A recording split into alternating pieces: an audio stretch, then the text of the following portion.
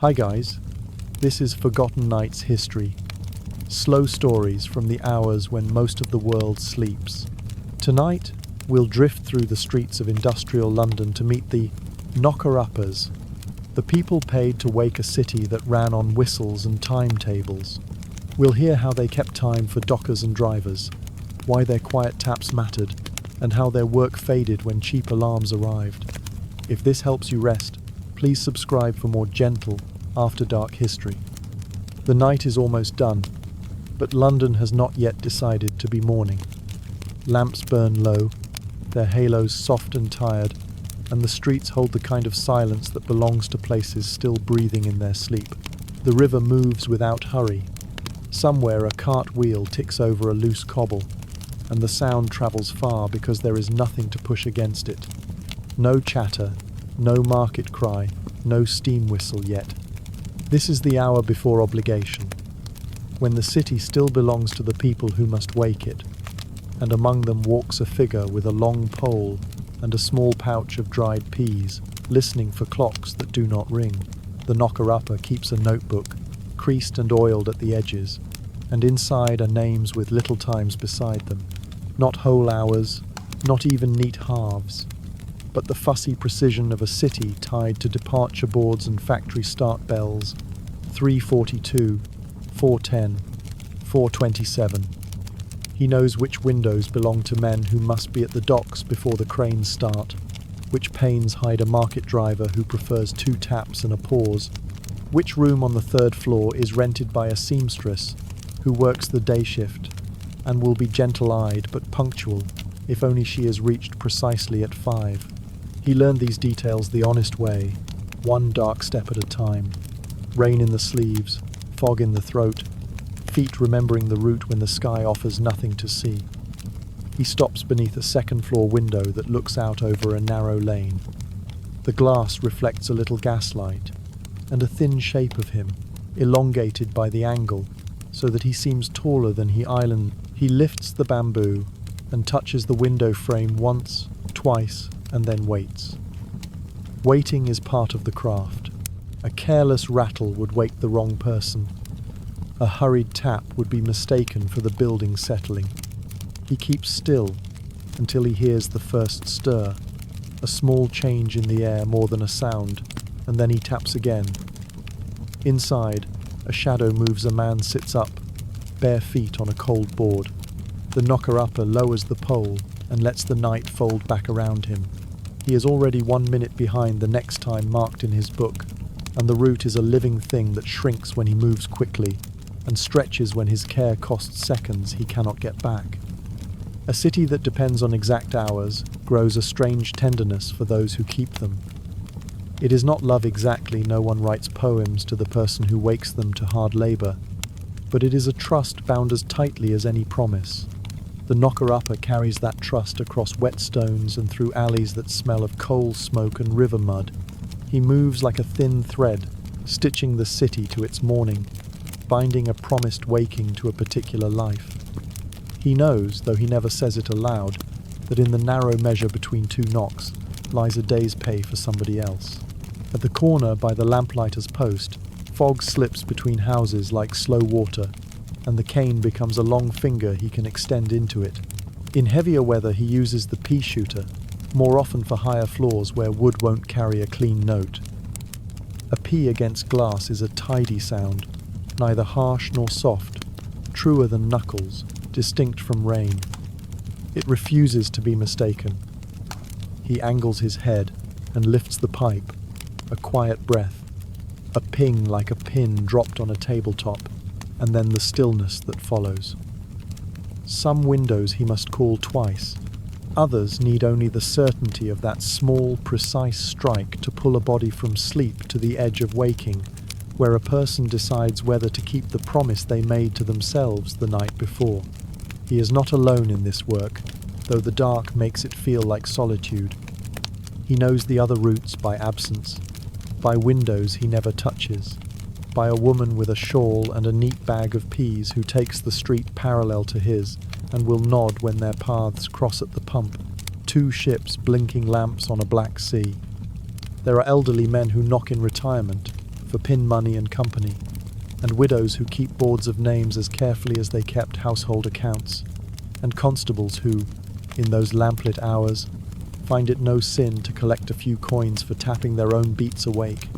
The craft is humble and particular, shaped by the map of each neighborhood, by who pays on Friday and who slips a penny late, by who needs a stern clatter and who wakes best to a whisper's rhythm made of wood and glass. A knocker, upper's pride is measured in things that do not happen. A docker does not lose his place in the line. A market driver is not fined for turning up after the bell. A foreman does not find a machine idle because a young man turned over in his blanket and forgot the world. When people speak of him, if they speak at all, it is in the easy tone of something taken for granted. He always comes. That is the highest praise in this narrow guild.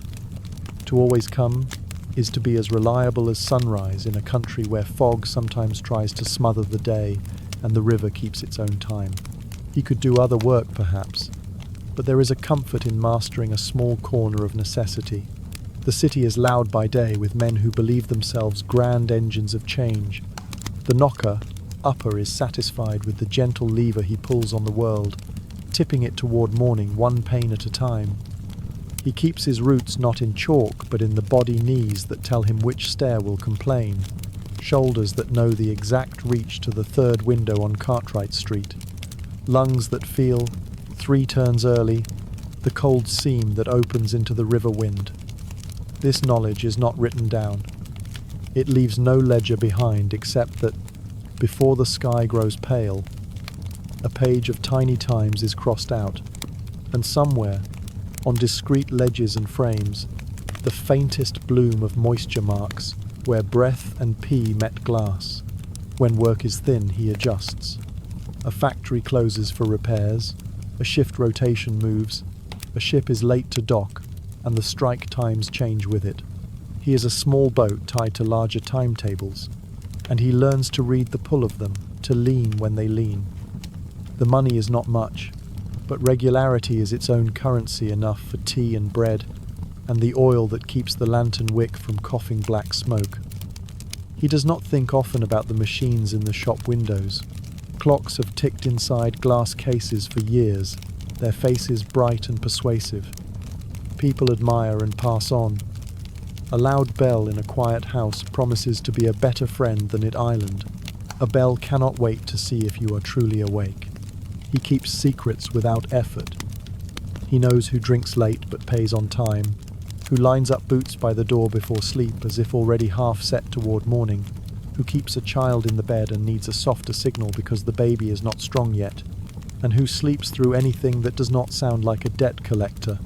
In this way, he becomes a quiet archive of the street's small truths, the kind that never make newspapers but explain why one window lights early and another flares in panic at the very last minute. If you asked him what he does for a living, he might say, "I keep my word." It would not be untrue. There are dangers, mostly of the ordinary sort. A cat startles at the cane's shadow and slides a pot from a sill. A man, halfway between dreams and duty, mistakes the tap for some injury to the house and flings the sash too hard, splintering old wood. A boy throws open a door and bolts into the lane, convinced he has missed the hour, shoulders bare to cold that will make him wheeze later. The knocker-upper absorbs these small storms and lets them pass. He is, by design, invisible. The best night's work leaves no trace but the footsteps people make away from their beds. Sometimes he thinks of the first mornings he did this work, when the darkness felt like a country with no maps and fear crouched in every yard. Now the fear is gone and the dark has edges he can find with his eyes closed. The city is not kinder, but it is known. He tests the weight of the pole in his hands and listens to the distant iron voice of a signal bell across the rail yard, not yet ringing, merely thinking of its duty. A smell of warm bread drifts from a bakehouse that has never slept. He marks off another name in his book. Soon the whistles will begin, and the streets will snap awake like a sheet shaken out. The carts will argue for space, and the lanes will show their cracks in honest daylight. The knocker-upper will retreat into the brightness and be nobody worth noticing. People will bring their thanks to bosses and clocks, but in this folding hour between dark and day, he is the hinge. He lifts the cane again, checks the time by habit against a clock he trusts more than brass, and reaches toward the next window, because that is the job to touch gently what the city would otherwise forget. One more tap, a breath, the small sound of a life returning to itself, and the road ahead, lit by a string of promises he has not yet kept, leading him deeper into the morning we will soon call today. To understand why a stranger with a pole and a pouch of peas could make a living from other people's sleep, you have to listen to the new sound London learned in the 19th century, the measured, impatient language of time. It was not the soft, local time of church towers and kitchen hourglasses anymore, but a harder kind that moved in iron minutes across rails and factory floors. Clocks had always been present, of course, but now the city was taught to obey them, to bite down on the minute hand and hold. In a single lifetime, the old, forgiving orbit of sunrise and sunset tightened into timetables. The day no longer opened when light reached the window. It began when a whistle said it did. And for people whose bodies still rose like weather, this new discipline required an ally, someone to bridge the distance between wool blanket and iron schedule. The change began quietly, with rails stretching out like taut strings that had to be tuned together. A station clock set to its own idea of morning was a nuisance when trains had to meet each other exactly. So the railways aligned their faces with a common nerve, the reliable tick of Greenwich. By the late 1840 seconds, the city's clocks learned to speak in one voice, and by law, a few decades later, that voice became the nation's time. Precision moved from novelty to necessity. Bakers started dough to catch early buyers. Market porters rolled barrows toward fish still slick with river cold. Lamplighters vanished at the edges of dawn, and new factories pushed heat and noise through their tall brick lungs on strict hours. People who could once bargain with their tasks, start when the light is good, stop when it fails, were pulled into a timetable that would not negotiate. The drift of this discipline reached deep into ordinary rooms. A docker who missed the morning call-on might stand in a crowd and not be chosen for a day's work. His family's supper lost in a few careless minutes. A driver who turned up late to the yard found a foreman with a narrow ledger and a quick pencil, and coins vanished before they were earned. A maid arriving after the mistress's bell risked both scorn and dismissal. The cost of lateness was not vague, it was counted.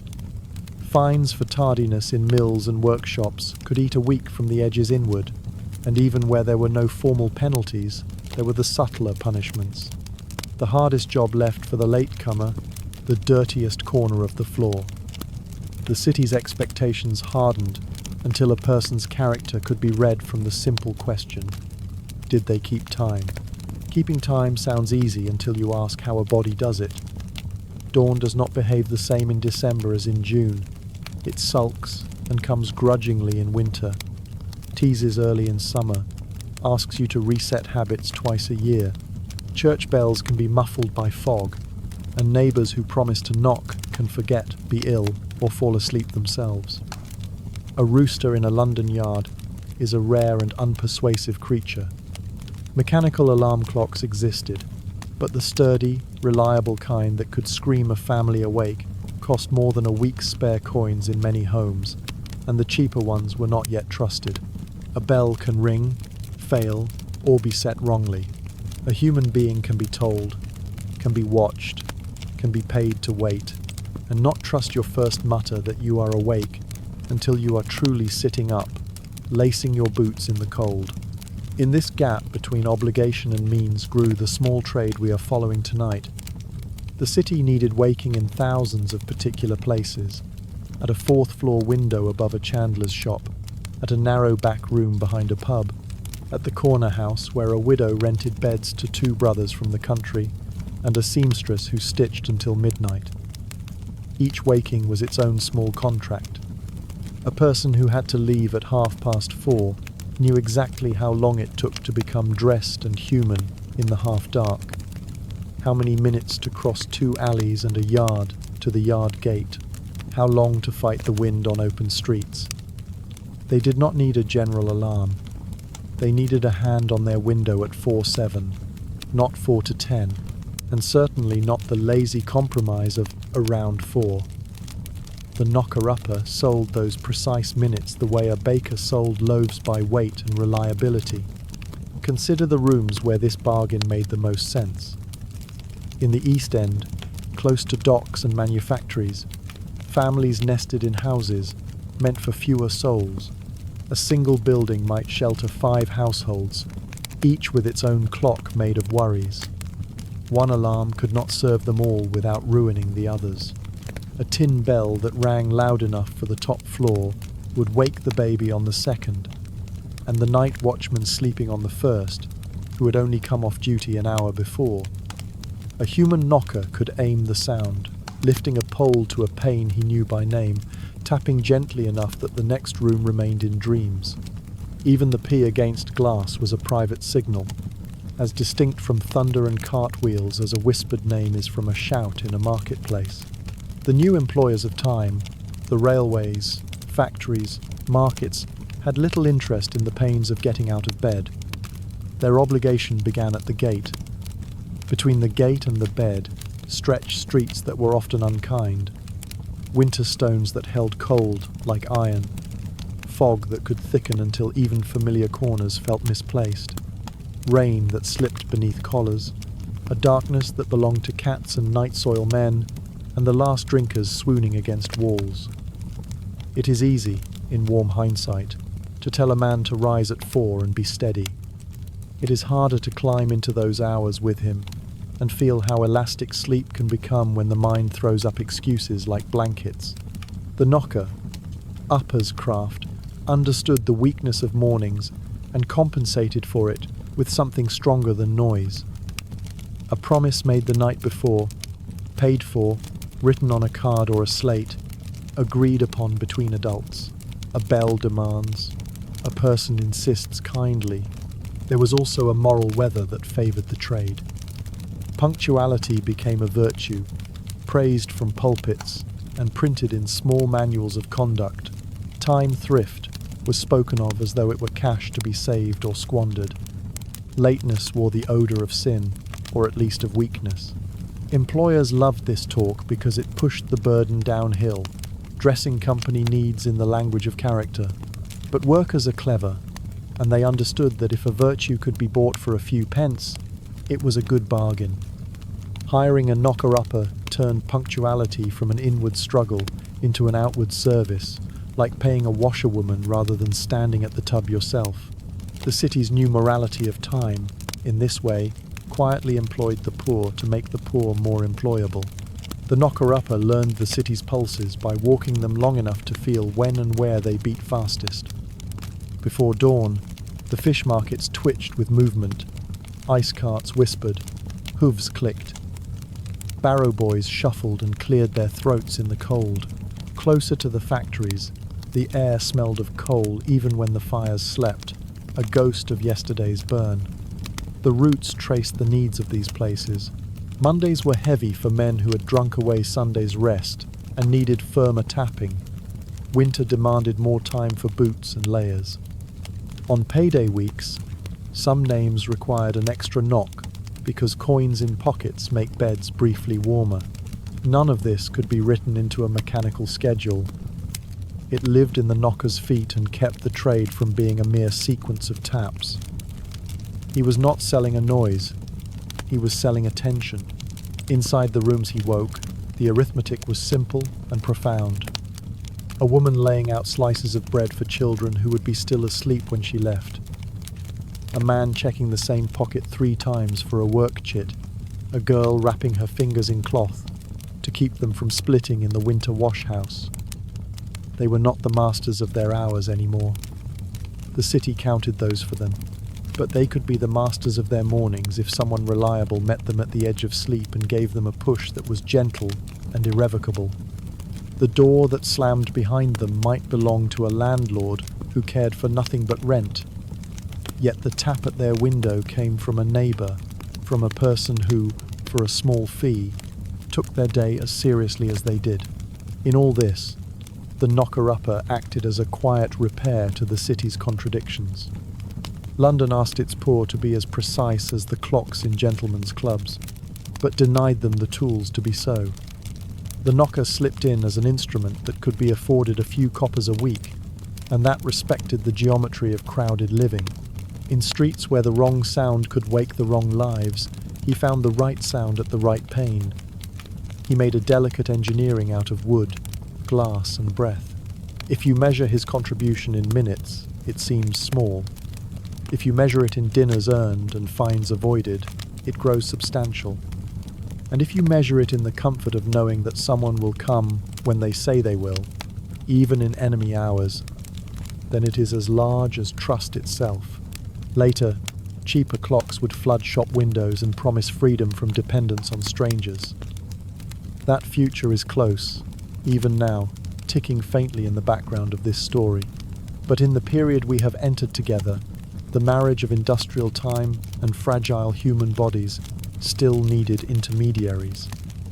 The knocker-upper belonged to that brief and revealing moment when the city's march required a chorus of minor trades to keep it in step lamp lighters, crossing sweepers, night soil men, and our quiet waker of windows. He was a hinge in the door between night and day, paid in coins so small they barely clicked in a hand, performing a service so precise that it could pass almost unnoticed by those who didn't need it. And so, when you picture London as it learned to love the clock, do not draw only big faces with Roman numerals, or brass hands obedient to Greenwich. Draw, too, the small pole angled to a second-floor sash, the pea held between lips and the careful breath, the lean figure pausing to listen, to wait, to be sure. Draw a street where time moves not as an abstract law, but as a tap answered, a human moment that stands between a bed and a wage. This is the city that needed waking, and this is the modest, stubborn way it learned to wake. No profession appears in a ledger first. It begins as a favour repeated so often it starts to carry a price. In the early years of industrial London, waking someone was neighbourly work, an arrangement struck between people who shared thin walls and thinner mornings. A widow might promise to wrap the ceiling with a broom for the carman downstairs. A lodger might thump the stair rail for the seamstress above who had to be at her table by dawn. Watchmen with nothing much to do in those last, drifting hours before relief would oblige a halfpenny tap on a door they passed anyway. Then the city's appetite for punctual bodies grew, and a favour that once fit in the pocket of everyday kindness swelled until it needed its own coat and shoes. The knocker-upper stepped into that space like someone answering their name. It was a modest beginning, as most beginnings are. A man already walking the streets at odd hours, ex-sailor, night soil labourer in his off-season, lamplighter with time between lamps, discovered that a certain coin could be made from certainty. He learned that if he promised Mrs. Bettany on Brick Lane that her Thomas would not sleep past 4 on Mondays, and if he kept that promise, the next week would bring 2 more names, then 5. A woman who cleaned offices by day found the same arithmetic running in reverse. If she rose earlier and took on 10 windows before sunrise, the afternoon could be earned at a gentler pace. What they sold was not noise. They sold the removal of doubt, measured in minutes that could be trusted. A trade is more than an idea. It is a route, a rhythm, a book of small agreements. The first knocker. Uppers carried their businesses in their hands and on their tongues. They spoke to people in doorways at dusk, offered a price, learned a face, then copied the name into a notebook whose paper remembered fog. Rounds grew the way ivy grows by finding whatever would hold. Narrow lanes where dockmen lived bunched into early clusters. A line of houses near a coach depot taught a knocker the worth of quarter hours. A pocket of costermongers requested brutal times in summer when daylight made the market greedy. Each new window required an adjustment behind the eyes. How long from this corner to that lamp? How many breaths between this strike and the next? Which path carried fewer puddles that would swallow a minute whole?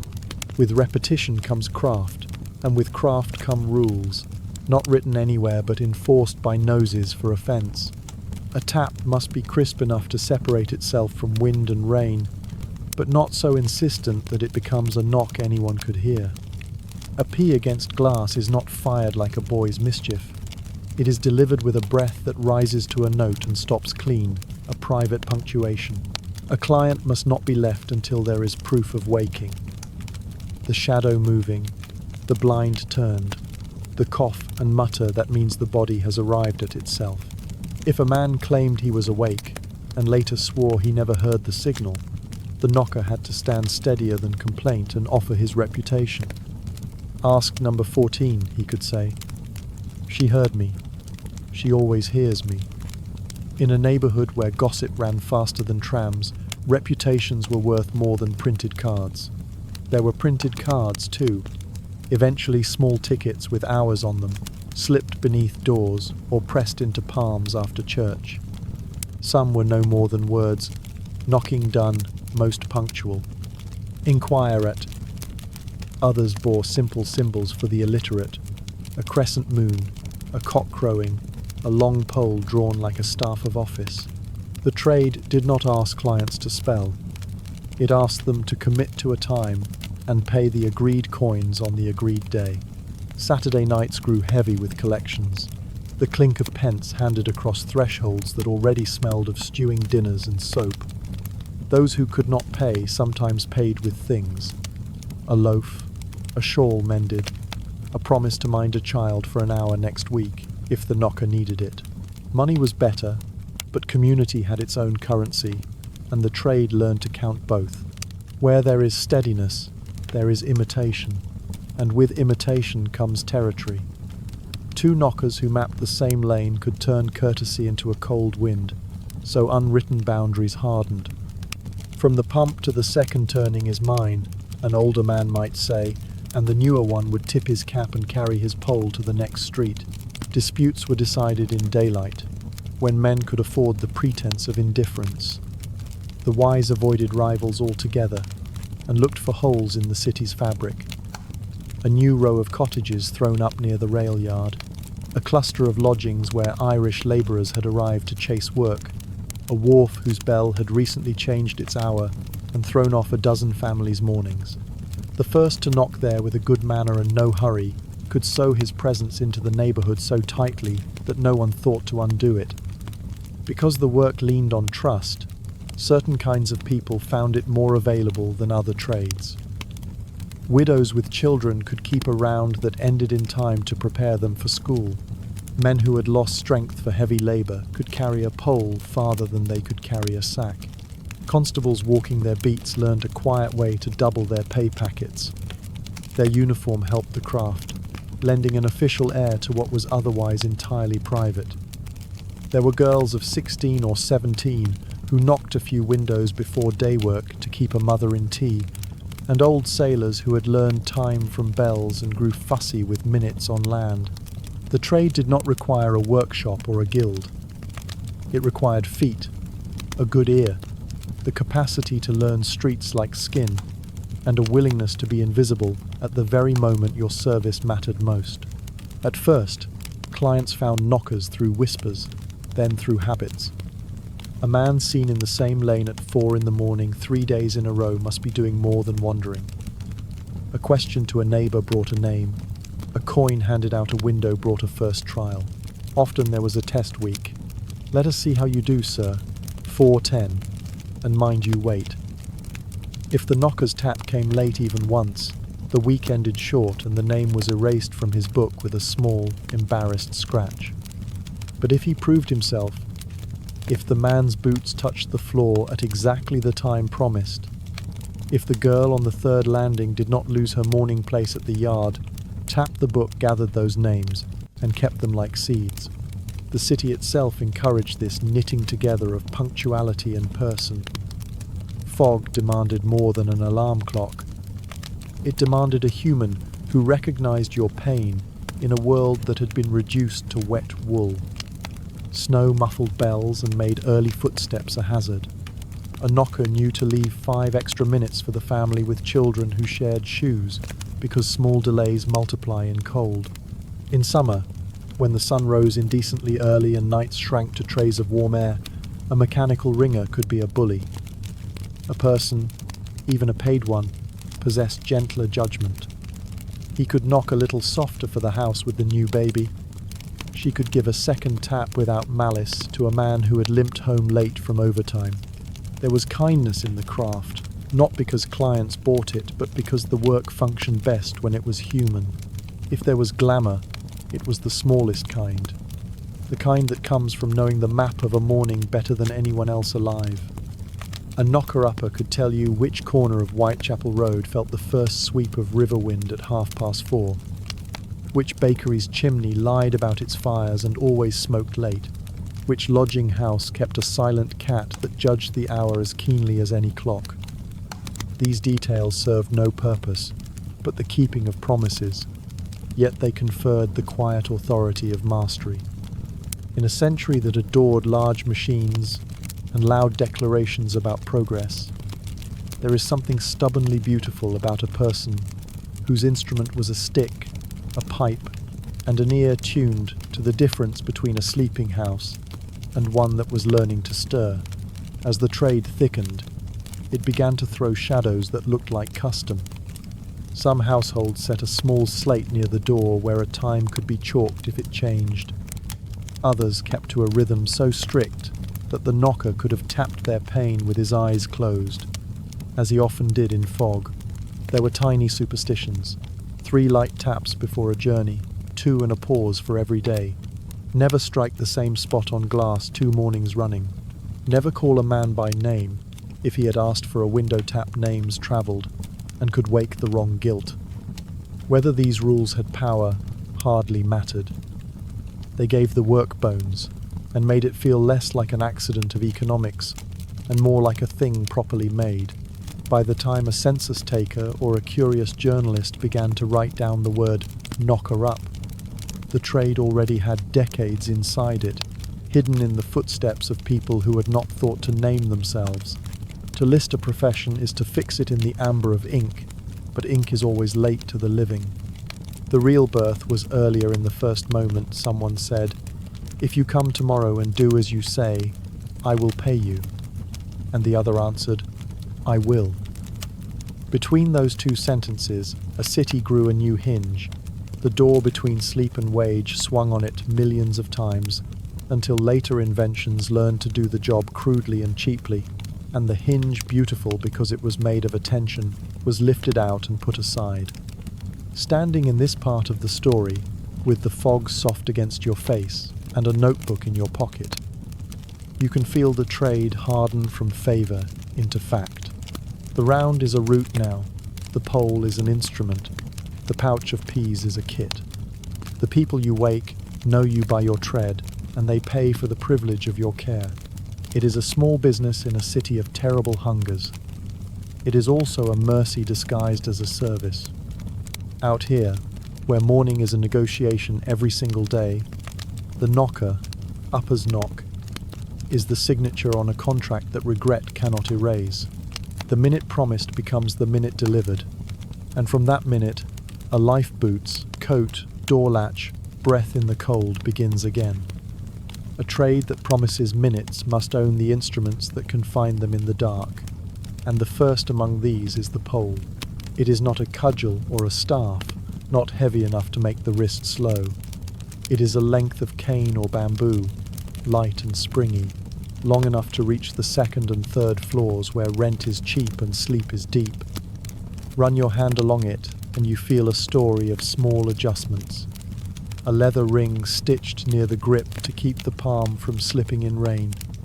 A little binding of twine where a crack once started and was persuaded to stop. At the far end, something softer than wood felt, cork, a scrap of boot heel wired and wound until the touch it gives a window is crisp but merciful. The pole is not meant to bruise glass. It is meant to convince it to speak to the sleeper behind it. In fog, the pole becomes longer, as if distance itself grows afraid and steps back. The knocker-upper tilts it like a fisherman feeling for a bite, letting the padded tip find the frame first, then the pane, then the exact place that will carry sound into a room without spilling it into the street. The music of a good tap has a shape, a knock that begins sharp, travels thinly, and dies quickly, leaving behind the certainty of intention. Too soft and it is only weather. Too hard and it is an insult the neighborhood will answer. A skilled hand can make 6 houses stir in 6 different ways without waking the wrong child in any of them. This is what the pole allows. Aim, he keeps more than one. A longer one for streets built in the good times, when landlords reached for the sky to fit more rents beneath the eaves. A shorter one for older courts with low windows and balconies, where a long shaft would tangle itself in washing lines. The poles lean together in his room like a handful of fishing rods without a river, and each morning he chooses the right pair with the same thoughtfulness a joiner might show his chisels. They are stored, oiled and dry because rain swells wood and makes it clumsy, and clumsy poles break glass, and broken glass turns a quiet living into an apology no one will accept. But wood is only the first language. Sometimes the window is too high or too proud for a pole, or the frame is loose and chatters like a tooth at the lightest touch, promising to rouse not one sleeper, but a brace of them. Then the tool changes. It becomes air itself. From a pocket no larger than a tobacco tin, he takes out a pea-shooter, just a narrow tube with a dark shine, where fingers have loved it into smoothness, and a pouch that keeps its little green bullets dry as flour. Peas are not chosen by whim. Dried, round, uniform, they fly true and land honest. A pea against glass is the smallest bell in the world. It strikes clean. It does not scuff or scratch. It leaves no proof, but a ring of breath on the pane where he has leaned a fraction closer to aim. He knows how to load and settle it without fuss. Lips sealing on the tube, a slow breath gathered and released in a single syllable of air. The pea taps, a bead of sound, and vanishes into the night. The result remains. He is careful with peas. Damp ruins them. Haste makes them clatter uselessly against frames. He keeps the pouch inside his coat to borrow the heat of his ribs. On bad nights he warms it by a baker's vent before he begins, turning the cloth over and over in his hands to feel the shapes loosen and roll. There are streets that prefer peas, narrow terraces where every footfall is heard, lodging houses where a shared corridor turns any knock into a quarrel, rooms where a baby breathes shallow and the mother will pay extra for a signal that does not startle. He knows those places and lets the pipe be his voice there, the smallest voice that still says, now. Windows themselves are instruments if you learn their habits. The old crown glass, wavy and proud, sings one way. The newer sheets lie flatter and give up sound in another register entirely. Frames, swollen with last week's rain, absorb a portion of the message and demand a firmer hand. Dry frames rattle at a whisper and require a touch that barely exists. He maps these differences in his head. Number 19's front sash likes to stick. Better to reach the side window where the lodger sleeps and the wood is truer. The attic at the coachman's house throws sound best from the leftmost pane. The corner room with the cracked lower light must be tapped high, where the stress does not run. Incorrectly addressed, a tap is only a noise. Placed properly, it is a key fitted to a lock. Clothing is a tool in this work because the knight has fingers. He wears boots soft-soled enough to keep cobbles from speaking, but thick enough to deny the cold a path to his bones. The uppers are greased. Water makes time heavy. His coat is an old thing, waxed and stubborn. With a hood he seldom raises because rain blunts sound, and he wants his ears untroubled by drumbeats. The scarf is not fashion but a muffler that persuades breath to leave him in silence. He keeps his hands bare when he can, learning the temperature of wood and metal by skin. When frost bites, he wears fingerless gloves and blows heat into his cupped palms between houses, turning away so the steam doesn't fog his sight. There is a cap because heads lose warmth first, and a bit of twine in a pocket because you never know when a pole will ask for a ligature to survive another hour. Light is both ally and thief. A lantern draws the eye and insults the dark. It also makes puddles honest and saves an ankle. He compromises. A small lamp with a hood turned down so the light falls where his feet will go and not into windows like a burglar's courage. When fog is thick, he tests the air by sighting the lamp against his palm and watching how far the skin glows. If it's only to the knuckles, he gives himself an extra minute between houses where the lanes turn wrong under the white shroud. He has learned the colour of dawn in every season, the precise shade at which lamps become a hindrance and poles begin to glance off panes with a clumsy echo. At that hinge of light he snuffs the flame and trusts memory. The city has grooves. His steps know them. Timekeeping itself is a kit that changes with pockets and pride. There are men with good watches second-hand, reliable, too precious to let out of sight. There are men who wear a cheap one and check it against the church clock every evening, adjusting their pace to correct its inaccuracy. Some set their rounds by a symphony of public truth. The first baker's whistle in the lane behind the market, the half-hour bell at the police station, the long moan of a distant factory waking its boilers. He calibrates the night like a clockmaker who doesn't own a clock, counting the interval between two regular noises to measure his own route. When he can, he times himself against the railway. A goods train that passes the viaduct at 3:18 most days unless there's trouble down the line. If that iron rhythm crosses the brick arches while he is still in the second alley, he knows his feet have been lazy. There are smaller instruments that never make a list because they are not objects so much as permissions. A chalk nub to mark a doorpost when a wake time changes, so a housemate can erase it later and save the privacy of the arrangement. A book cheap paper stitched into patience where names live beside numbers. He writes neatly when he can.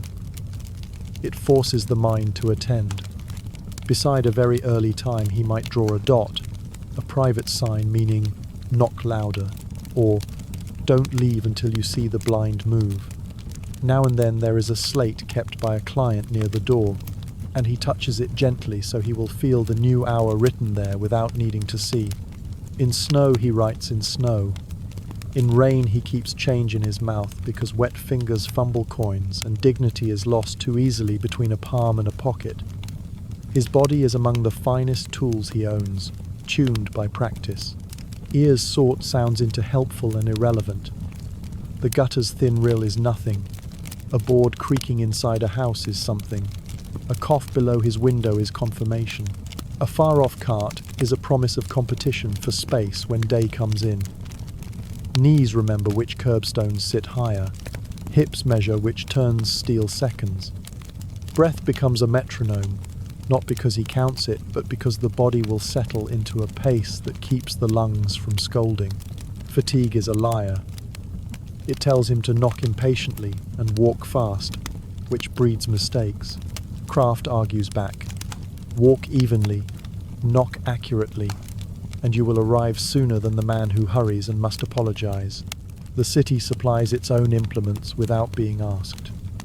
In some streets, the echo is a companion, carrying a tap further than the pole can reach, and returning it to him as proof that it has gone where it should. In others, the brick seems to eat sound and he must step closer, bending the pole's tip around an angle, as if persuading a stubborn hinge.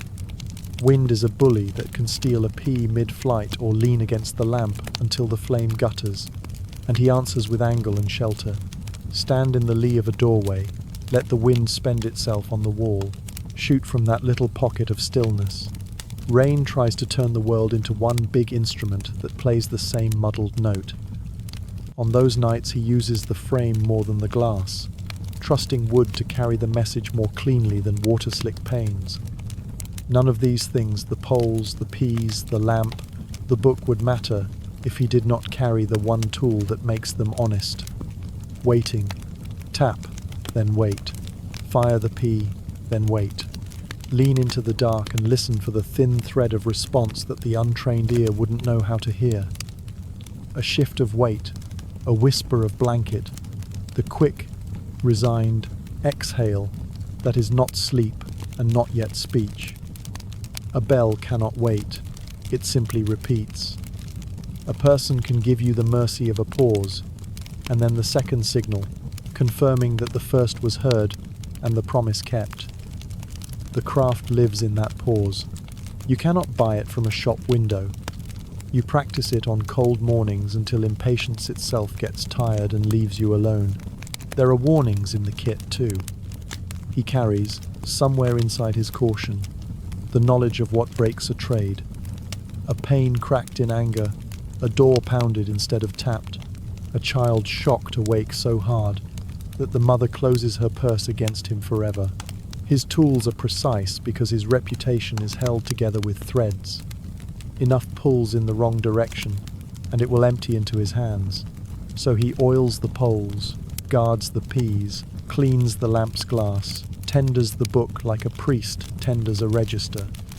At the end of a week in which no one complained, he sets the pouch down and lets his shoulders fall, because the city did not notice him. And in this work, that is the surest sign the tools did their job. You could hand his pole to a stranger, and the tap would be only wood on glass. You could pass him the same pea shooter, and the breath would be only air in a tube. Tools do not become instruments until they are taught where to listen. He has taught his, to read the grain of morning in a lane, to tell a sleeping house from a waking one without seeing inside, to distinguish a pane that wants the edge of the tip from one that wants the center. If you stood beside him, you might find the work simple in outline and impossible in practice, like balancing a coin on its edge for years. He smiles at that thought, though no one sees it. Then he lifts the pole, measures the distance, and gives the window the exact sound it needs to part from night. He begins before the clocks admit the idea of morning, at the hour when rooms are still faithful to night, and the streets are kept by cats and the last lamp smoke. The routine does not look like much from outside. A man with a pole and a pace. From inside the work, it is a carefully folded map of promises. At the small table by the window curtain, pinned half back with a nail, he opens his book, breathes on the page to warm the ink, and reads the day as if it were a route written in numbers. The earliest time sits at the top. The farthest house is paired with a buffer minute. The names with small crosses are the ones who asked him, yesterday at dusk, to be a little firmer because sleep has been stubborn of late. He ties the leather thong around his wrist, checks that the pouch of peas is dry and soft, and measures the longer pole against the doorframe to be sure the binding has held. Then the lamp is hooded to a patient glow, and he steps into the stairwell where the night has been waiting like a quiet dog. Roots are not lines, they are living things. He thinks of his as a loop that breathes expanding when fog thickens the world, contracting when the air is dry and the city's distances feel honest. On Sundays that require Monday punctuality, he allows it more space because drink loosens men's relationship to time. On market days, he tightens it, knowing bodies will snap awake for work that depends on first light. He does not begin at the nearest door or the richest house, but at the earliest minute that would be ruined by his delay.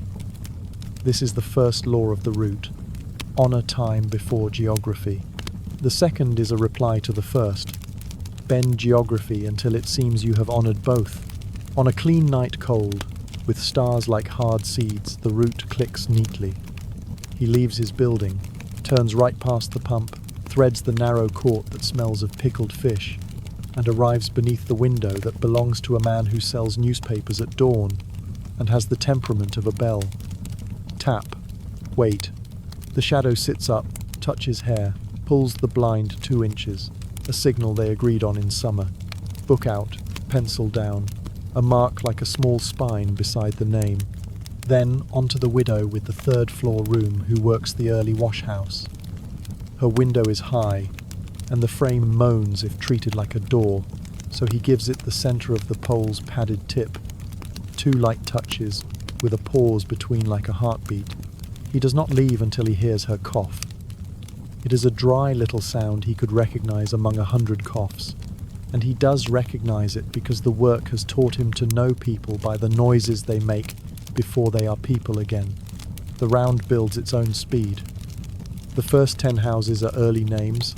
The next 12 are stacked in quarter hours along 2 streets that talk to each other by backyard. He learns the ease hidden between them. A gate that sits on its hinges like a drunk.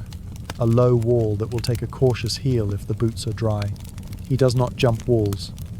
Jumpers are burglars, and burglars are reasons to take a man's pole away and drop it in a canal.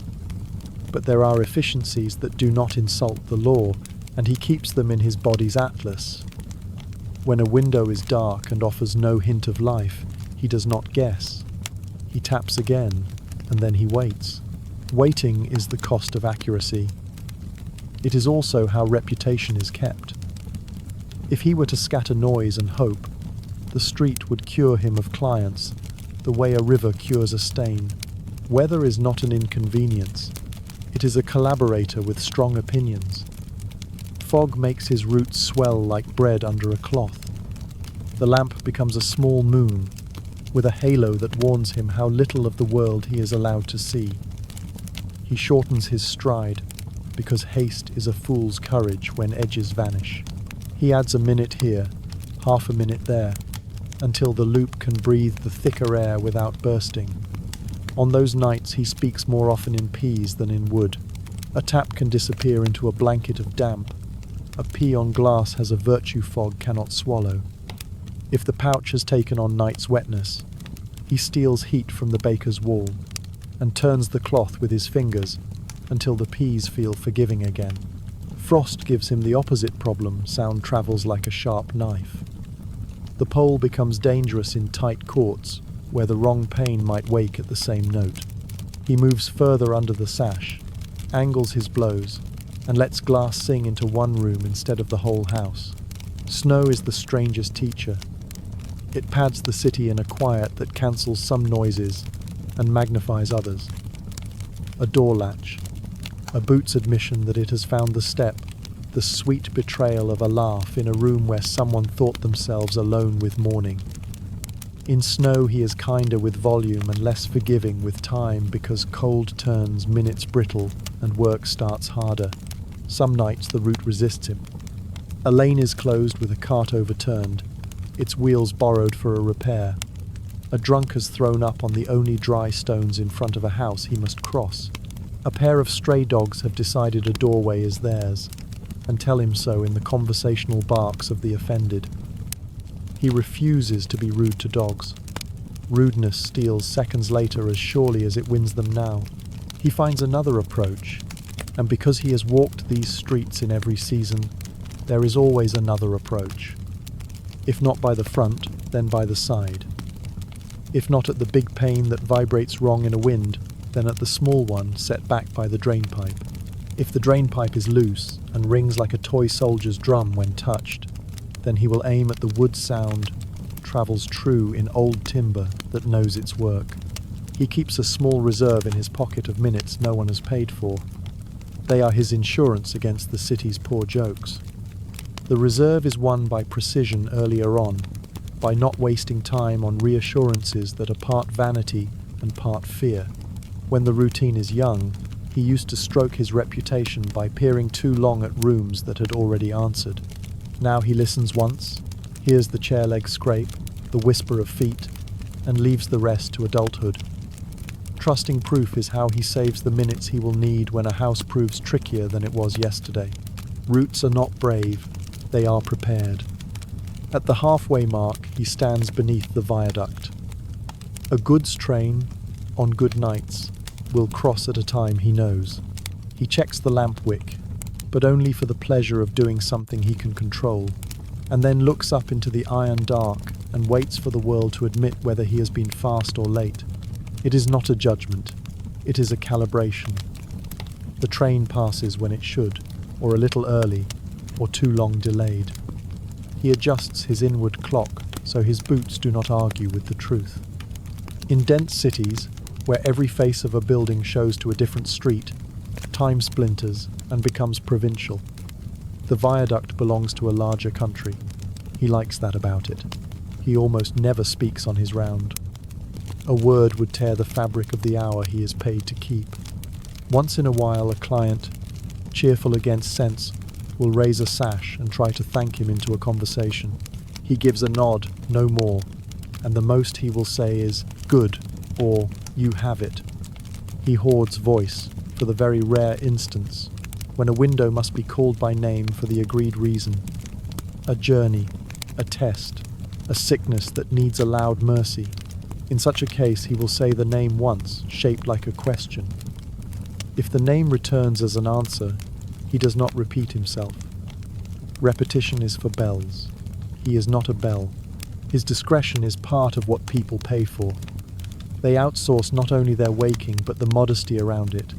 The fact that someone sees the shape of them at a vulnerable hour and chooses not to make that knowledge into speech. Reliability is a thing made of dull, unromantic choices. He eats at the same time each night, so hunger is a known quantity, not a thief that sneaks in at 4 to topple his attention. He refuses the second cup that would make his blood jump, and his hands impatient. He mends the pole binding before it fails, so he does not apologize to a man through a broken window for a fault born of laziness. He keeps his boots by the door with laces coiled neatly, and he never changes his route for a whim. If a client adds a request at the last minute, he adds it to the tail, not the head, unless a long memory of favors allows him to break this rule. Rules are not cages. They are fences that keep your feet out of trouble when your mind is too busy counting minutes to mind itself. There is a rhythm to the last stretch that he enjoys, as if it were music only he can hear. The sky is thinking of morning. The lamps are less necessary than polite. The houses he visits now are those who like to be up when the city is merely promising to be awake. Bakers, drivers, a midwife who prefers to be dressed before first light so she can leave at a moment's notice. He gives their pains the gentle sound shared by people accustomed to earliness, and he waits for each to answer. The answers differ. The baker's answer is the waft of a flue accepting new heat. The driver's is a thump-thump as boots land on a floor. The midwife's is silence, followed by certainty. She never moves loudly. He marks them, one by one, with the same little stroke that has crossed so many names it feels like a superstition.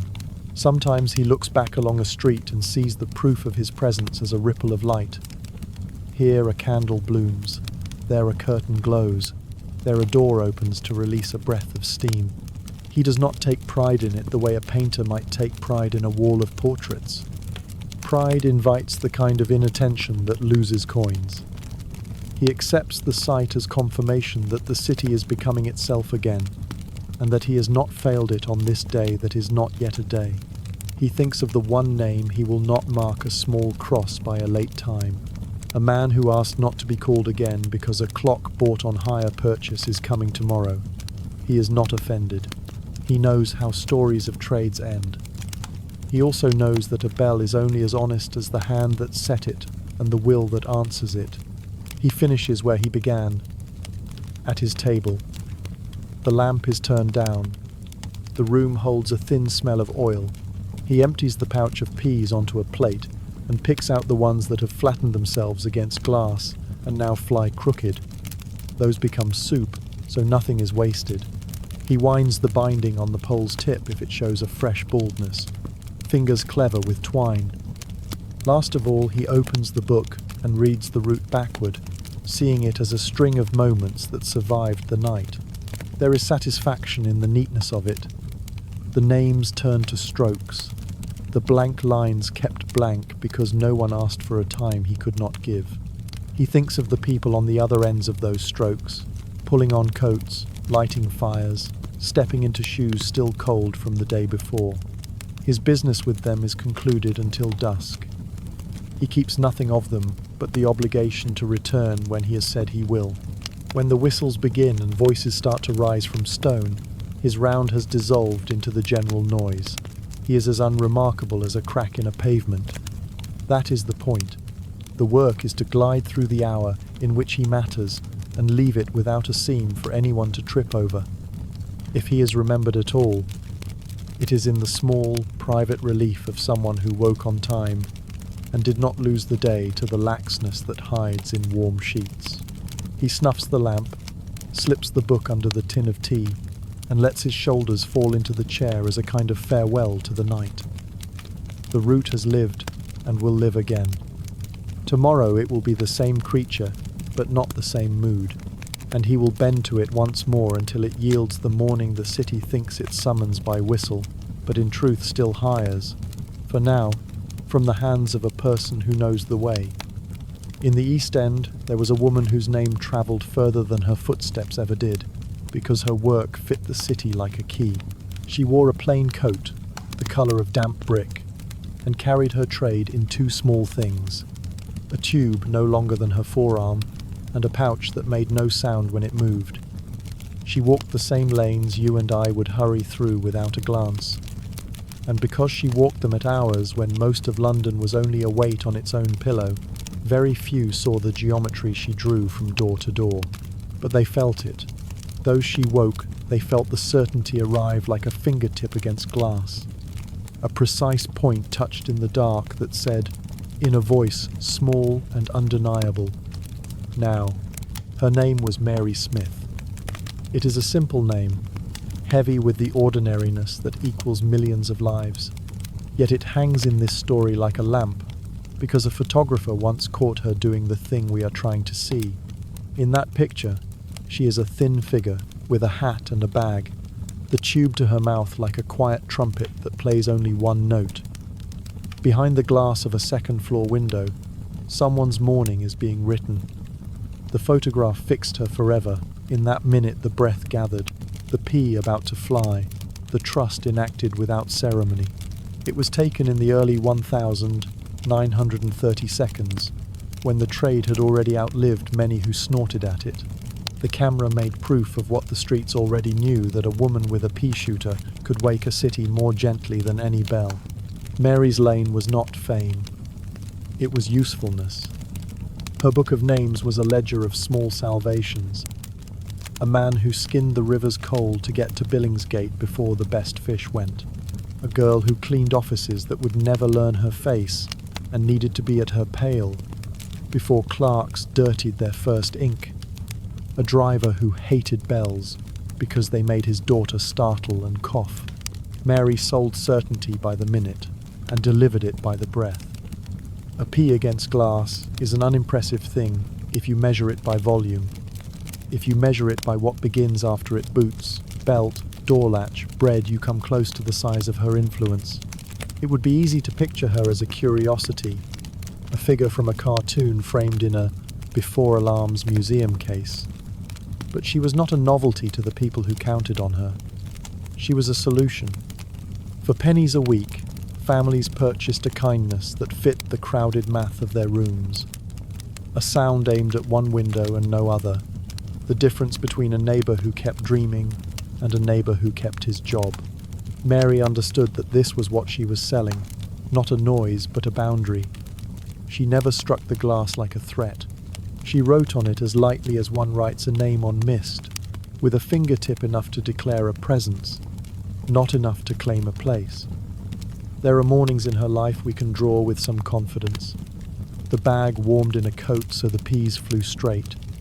The quick look at the sky to judge whether fog tonight would smother sound or carry it like tin.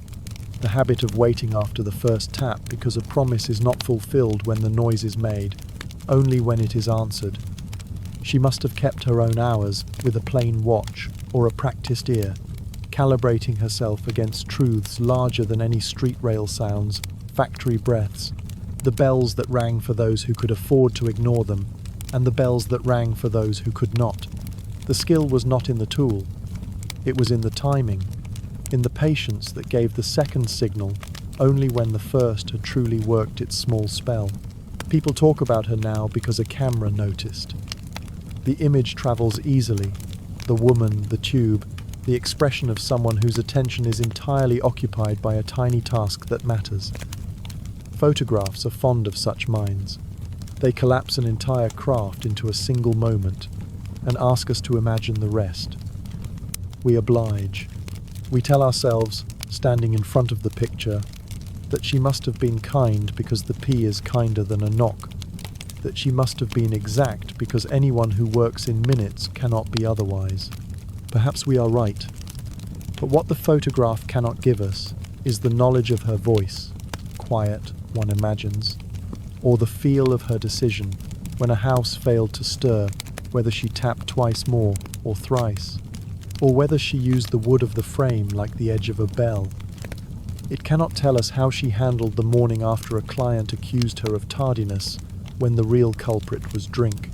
It cannot show us her handwriting names at dusk, the pencil's soft complaint across cheap paper.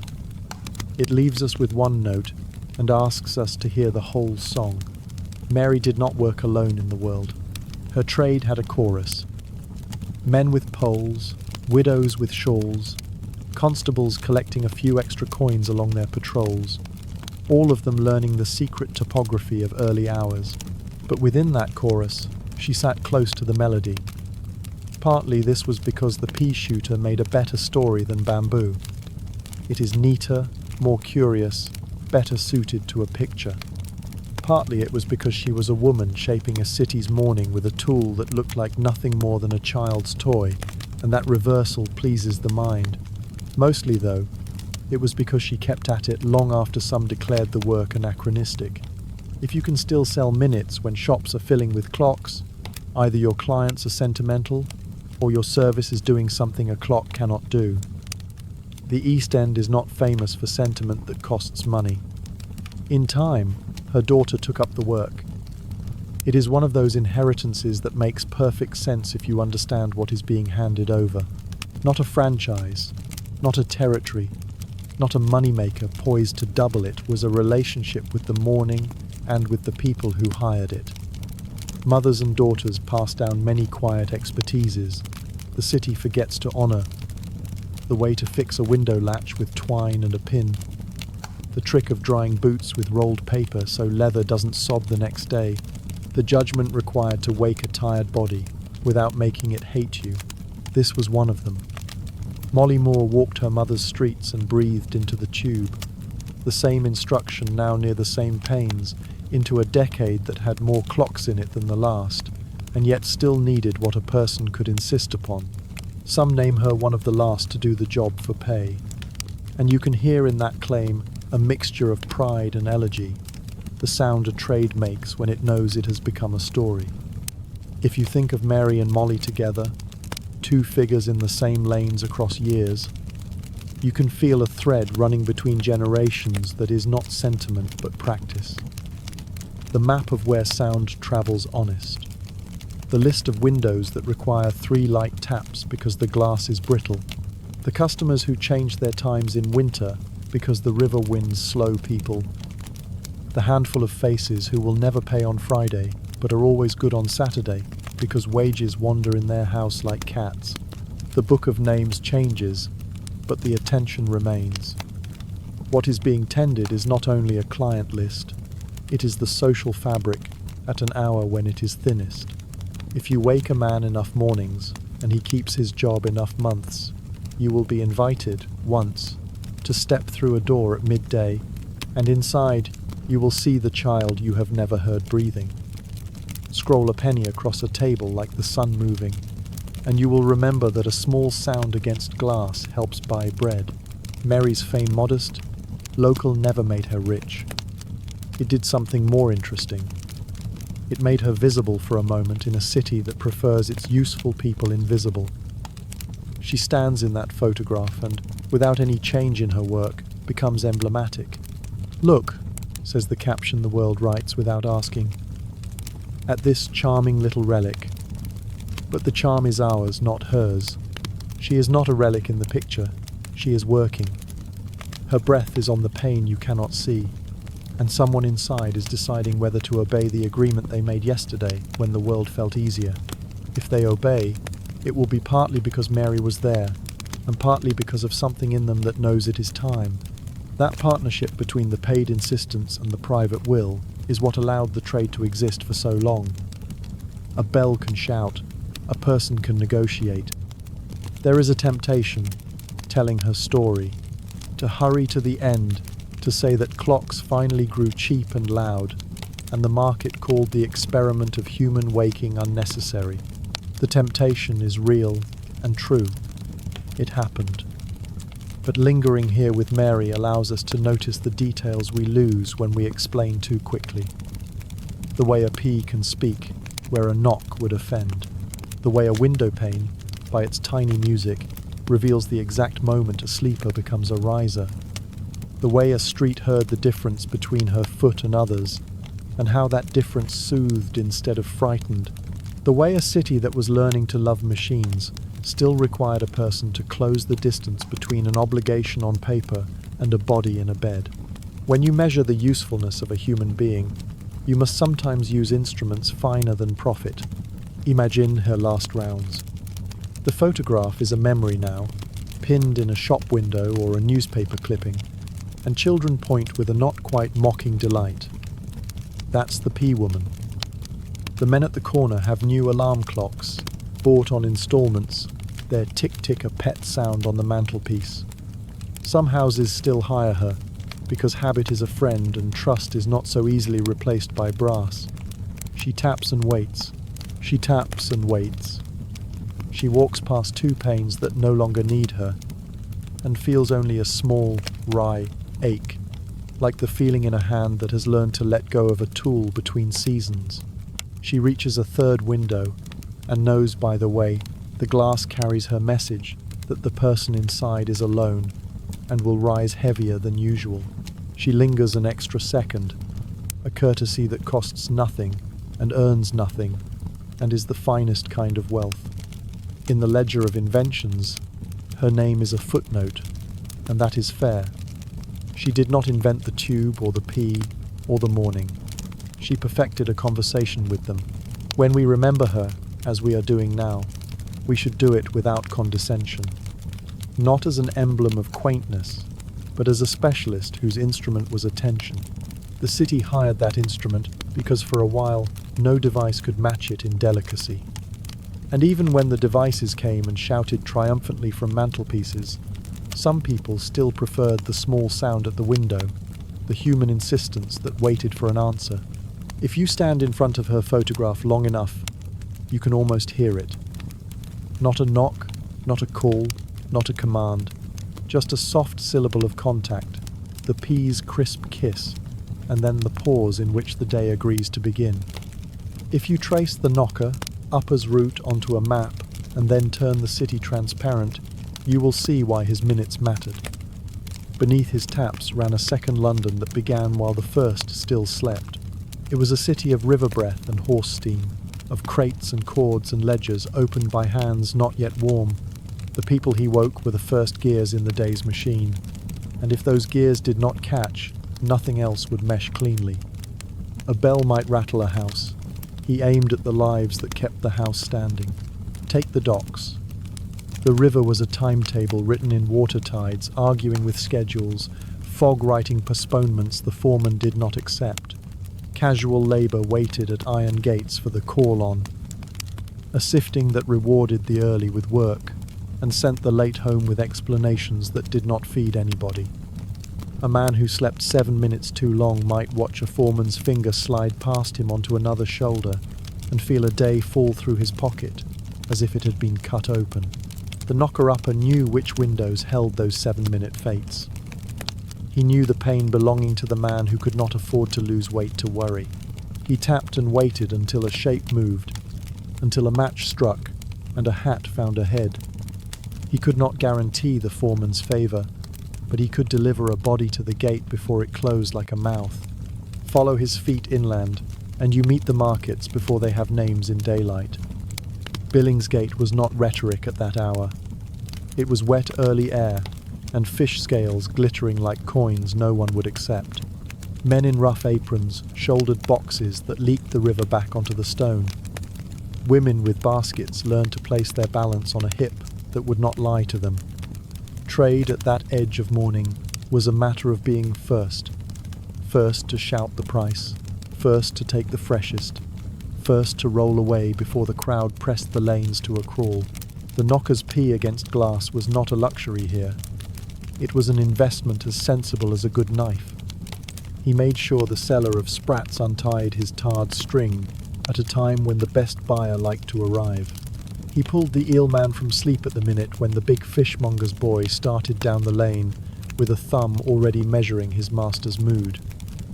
A late tap in such a place meant coins would be counted by someone else. Elsewhere, the horses shuffled in yards that smelled of old straw and iron patience. Drivers who took bread and coal and the day's necessities through streets still slick with yesterday's stories needed long minutes. To rub warmth into the animals, to test a trace, to lift a collar that had learned to bite. Harness in the dark is a blind negotiation between leather and habit. A man who wakes late will make mistakes, buckle a strap to the wrong hole, leave a stone in a hoof, start a day by being unkind to a creature that will not forget. The knocker's tap at those windows was a kindness to the horse as much as to the man. He knew which yards owned animals that started at a sudden sound. He knocked the frame, not the pain, so the first noise of the morning felt like the world turning and not like trouble arriving. To the west, where money slept on deeper mattresses, there were still rooms that bought his minutes because dignity depends on being in place before everyone else. A doctor preferred to be dressed and halfway through a slice of bread before the boy put his head in the doorway to say that a carriage waited with a case that would become a birth or a death. Midwives, those experts in ordinary miracles, asked for taps that were never allowed to be late at 4 in the morning. A woman might choose a window as a clock and pace away an hour, measured only by the sound of her own breathing. The knocker lifted his pole and made the gentlest possible sound, because the street was already on tiptoe for that house. He did not wait for an answer from such rooms. He gave the agreed signal and passed on with the kind of respect that doesn't need to be named to be felt. He woke bakers, though bakers often woke themselves. Bread is a patient hunger, but ovens are impatient. They insist on being fed before others. Flour dust loves the dawn because it can pretend to be light. A baker who rises late does not ruin only his own reputation. He ruins breakfasts down 3 streets. The knocker's tap for these men was more ritual than reminder, a shared superstition that shaved a margin off chance. If the bakery chimney coughed its first warm breath as he walked away, he took it as a reply better than any shadow at a window. He woke women who scrubbed the city into acceptability while owners were still honest in their sleep. Cleaners who took pails and rags into offices with ink the colour of authority preferred to be gone before the clocks on the mantelpieces learned the time. Their windows were small and often high, tucked into corners that did not belong to them, even when they were standing inside their own rooms. His P's found those panes with the accuracy of respect. He waited for the small answer. No cough, no blind, just the faint change in the air of a person who has decided to be awake.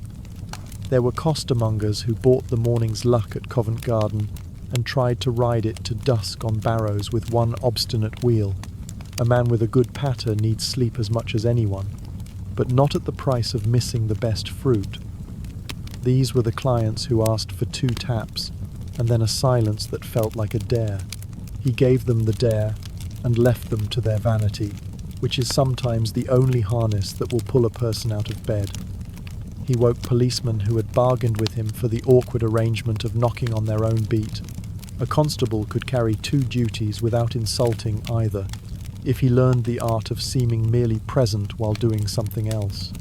In those streets, the tap of a truncheon could be a threat. The P was a favour that travelled no farther than the window that paid for it. He liked those mornings, because the exchange was between people who understood the theatre of authority and the reality of hunger. Some houses were collections of trades, stacked like shirts in a drawer. On a single stair, the knocker might wake a seamstress who had been paid a penny less per dozen than she deserved. a boy who sold newspapers and learned to make his voice large before his chest caught up, a man who carried messages between offices that did not trust the post, and a widow who boiled bones into broth so concentrated you could stand a spoon in it.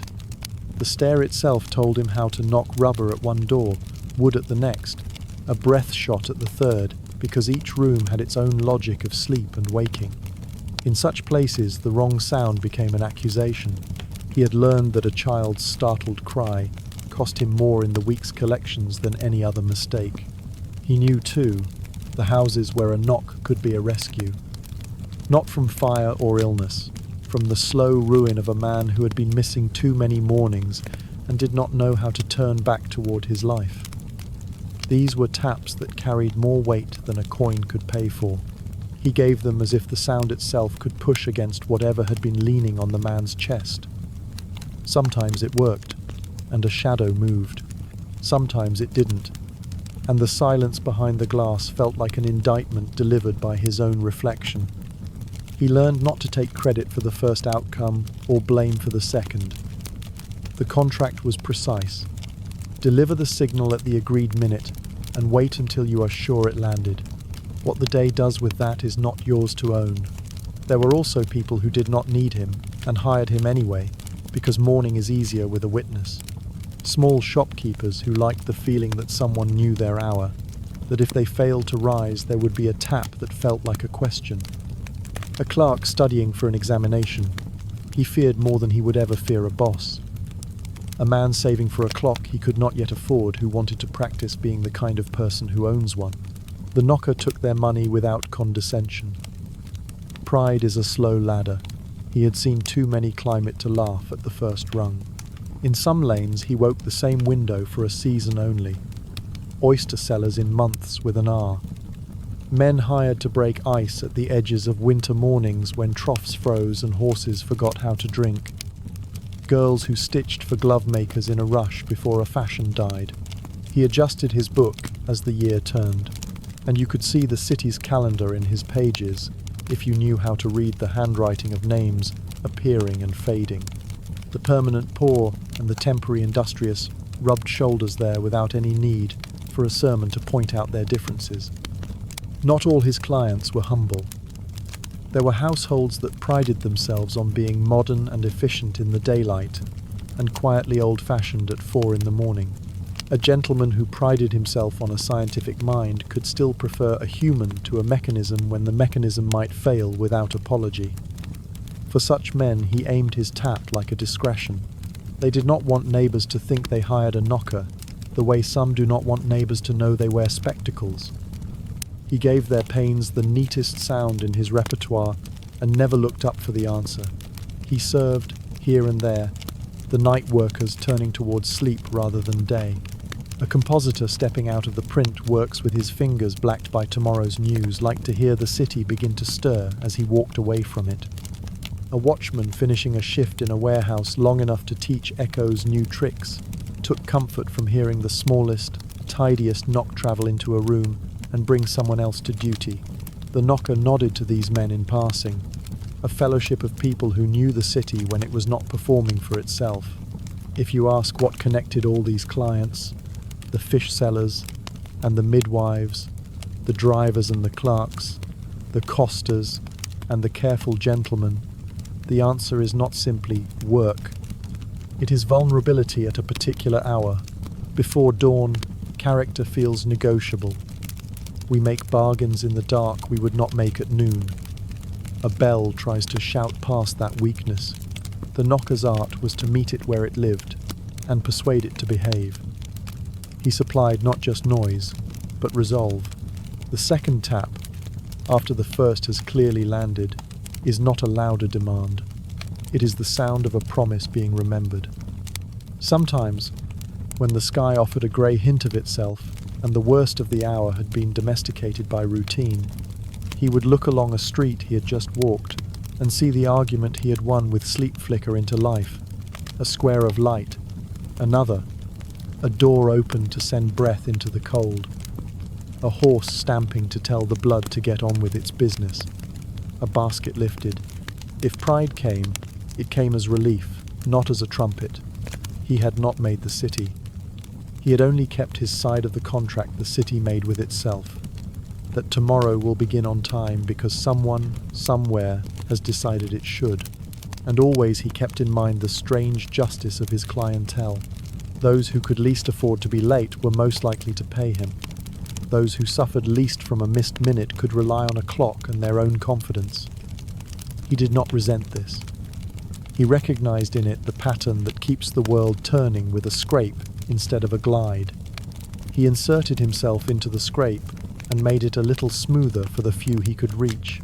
That was enough to go on with. He had more windows to touch before the first whistle blew, and the city pretended it woke itself. He turned the page in his book, and the names ahead pulled his feet forward. The markets would be in full voice soon, the docks in full shove, the horses in full steam. He aimed his next P, drew the breath he had taken 1,000 times, and gave the glass the exact small sound it needed to make someone into the person they had promised to be. Time costs nothing until the city decides to sell it. Then it comes priced in small brown coins that sweat leaves green, or in silver that looks too bright for the rooms it visits. The knocker-upper trades in that currency. He does not sell hours that would be grand talk for a business that breathes in minutes. He sells the exact climb from sleep to standing, and he prices it so that a man who cannot afford to be late can afford not to be. A few pence for a week, more if the time is cruel before 4, say, or every day with no Sundays spared. Families who cannot spare kindness for each other at that hour still spare coins for him because, in the arithmetic of survival, it is cheaper to hire insistence than to pay for the consequences of failing oneself. The ledger in his pocket is not only a map of windows, it is a budget written in names. He knows what each entry means on the far side, whether the coin he takes will be replaced by a loaf on a table, the colour of doubts, whether it is the difference between a shilling earned or a shilling fined. Factories do not dock wages in poetry. They write the punishment for lateness in neat figures and call it fairness because ink is tidy. A minute the wrong side of the gate becomes an hour kept back, or half a day, depending on the caprice hidden in rules. The docks are more blunt. Arrive after the call-on, and your name may as well be silence. It is easy to be moral at noon about a man who missed his morning. It is harder at 4 to fight the weight of a blanket that argues like a friend. People pay the knocker in acknowledgement of the argument's strength. Collections are their own theatre. He prefers Saturday, when money is briefly honest with the poor. He does not knock then. He stands in doorways and is invited across thresholds, like the ghost of a favour that has already been performed. The air smells of soap, onions, damp wool. Coins come out of jars, teacups, fists. There is talk, seldom about money. She's poorly but better. The little one sleeps more now. Not Monday the yard is shut for repairs. He marks the way a careful man handles eggs, gently, on the understanding that a slip ruins fragile things. Now and then a hand trembles and produces less than the agreement promised. He takes it without sighs, because sighs cost more than they earn. Debts do not make him a banker. They make him a neighbour with a longer memory. A week later the missing pence arrive with an extra one laid on top like an apology shaped as a coin. He says nothing. The city is full of people who enjoy collecting apologies. He is not one of them. Not every collection is easy. There is the man who insists the tap came late, the woman who swears she never heard a P, the boy who claims he went to the gate and found it closed when the light said it was still early. He keeps his balance by trusting the work more than the quarrel. He remembers the sounds he heard, the stir, the cough, the match. He can say, if pressed, "I waited until the blind moved," a sentence that closes arguments because it is steady with detail and delivered without heat. On rare occasions, he finds himself wrong. A clock slipped, a train's assurance failed him, a fog folded time like paper. Then he returns a week for free, or he returns the coin if pride permits. Generosity within reason is not charity here, it is maintenance. A reputation is a roof that keeps the rain out. You patch it when it leaks. Sometimes clients try to buy more than waking with those same coins. They want a guarantee against misfortune. Make sure I am never late. He could sell that sentence at a price that would feed him to comfort, but it would be a counterfeit, and counterfeits ruin more than trade. He tells them the truth. I can only knock. The rest is yours. Truth said in this business is not a nobility. It is a tool. It protects him against the sort of man who will sleep through a thunderclap. Then, when told politely that thunder is not responsible to anyone, search for a person to blame and find the nearest one with a pole. Prices are not the same everywhere. In the close streets where men share staircases with their chances, a knocker can afford to charge less because a shorter walk holds more lives. In districts where houses stand back from the road as if they are above the weather, the route stretches thin. Minutes between windows grow fat, and pennies cannot be thin, or the work builds a hollow at the center. Clients in such streets often request discretion, as well as waking an invisible tax paid in silence and good manners. He adds it to the price, not in money, but in a degree of care that costs time. Waiting longer to see the answer in a drawn shade, angling the tap so that it carries inward and not sideways where a neighbor might wonder who in this good road has hired a poor person's skill. Christmas brings its own economics.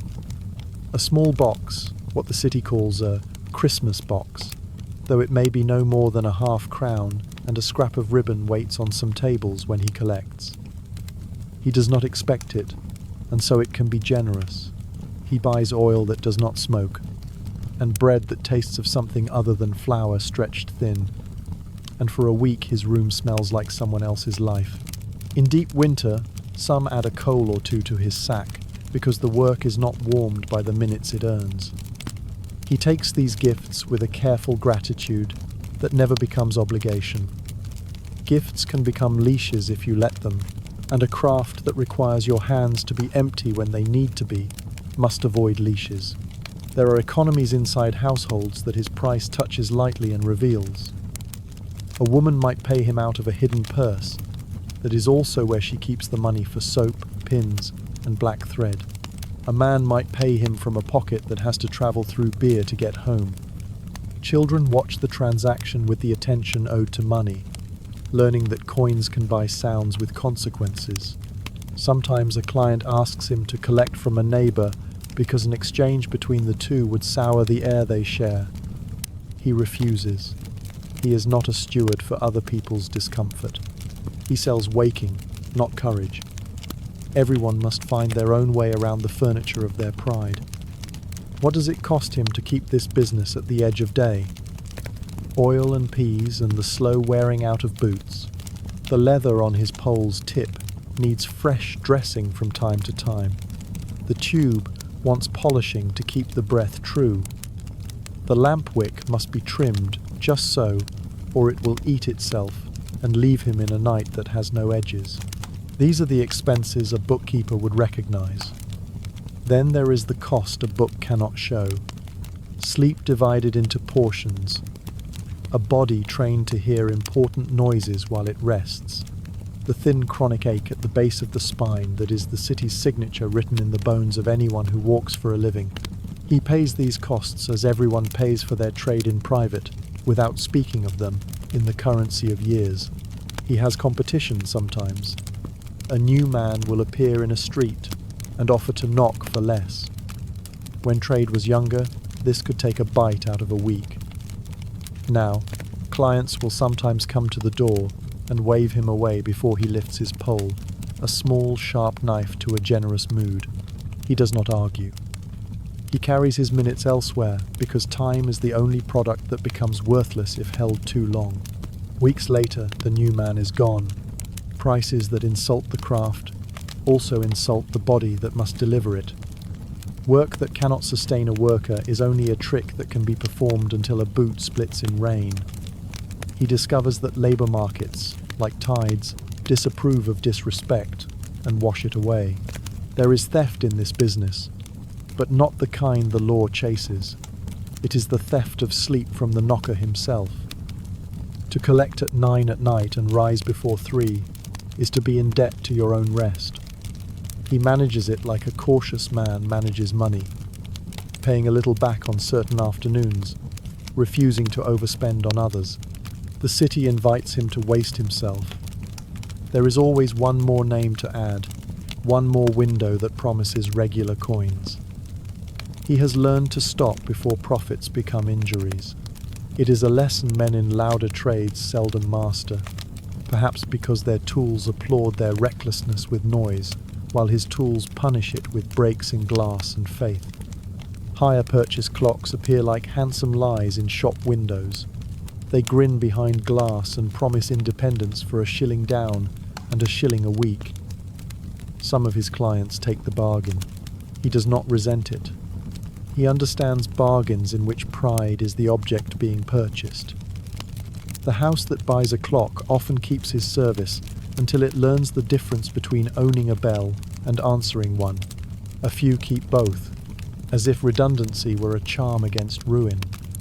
The box of ticking, when it wins, does so honestly, by being as reliable as a person who never catches cold, never counts footsteps over ice, never mistakes the shadow of a blind for the shape of a stirred body.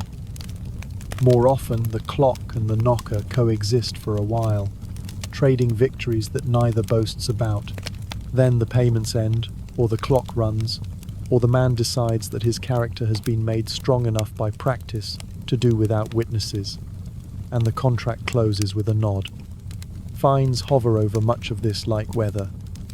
A Mills book lists them out with the same neatness it lists wages: late, tardy, absent, a penny, 3p, more. The numbers erode people who are not made of stone. He has watched a girl become thin, not because food was scarce though it was, but because anxiety chewed when hunger slept. His tap at such a window is worth more than the coin she gives him. He knows this because of the way her relief sounds a sigh with edges that fall apart as soon as she breathes it. He is not tempted to raise his price to meet the measure of her relief. Markets have a meanness about them when allowed to follow logic too far. He allows his to be just illogical enough to remain human. Occasionally someone asks him to knock a rival late. It is offered as a joke first to see how it sits in the room, then more seriously to see how it sits in him. He says, "I don't do that. There is no sermon. Sermons make men meaner."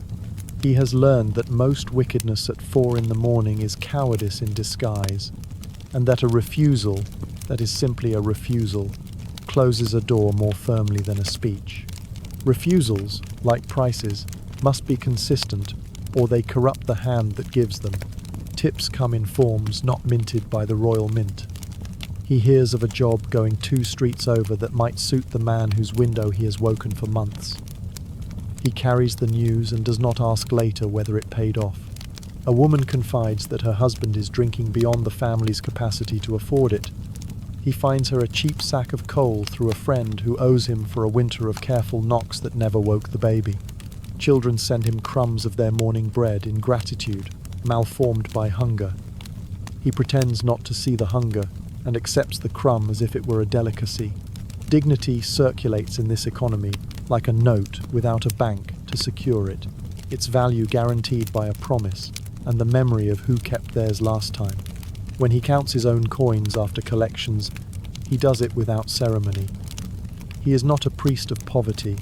He is a tradesman with a tidy soul. The money goes into envelopes that have workman-like names: oil, rent, boots, tea. There is a small envelope called bad luck. He feeds it when he can. Bad luck is a certainty, and certainties deserve preparation. He has never yet added an envelope called ambition.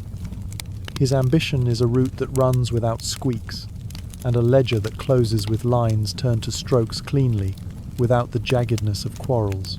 A man could be a king at a smaller scale, and not be poorer for it. Now and then he calculates the value of a saved minute. Not in coins, but in what the minute produces.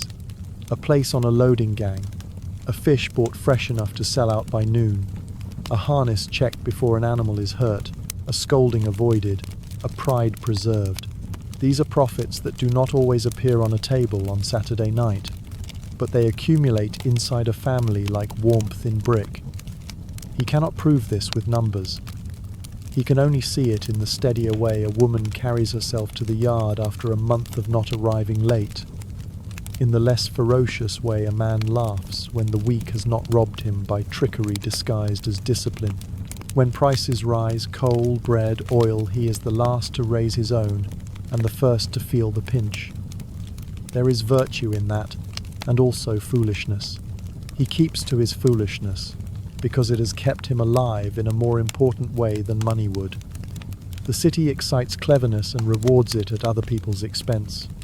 His craft rewards the stubborn variety that does not require anyone else to be worse off. He survives by attending, not by outwitting. There are fortunes that cannot be made that way. There are also deserts that can be avoided, and so the price of punctuality is paid, in small coins and larger tendernesses, across rooms that will never meet. A pea sometime next week will become a pair of boots the week after, in a house he has never entered fully awake. His own minutes will become oil that burns without smoke, so his lamp does not betray him on a night when fog turns streets into memory. The market for these exchanges is open only in darkness, and closes as soon as the city pretends it woke by itself.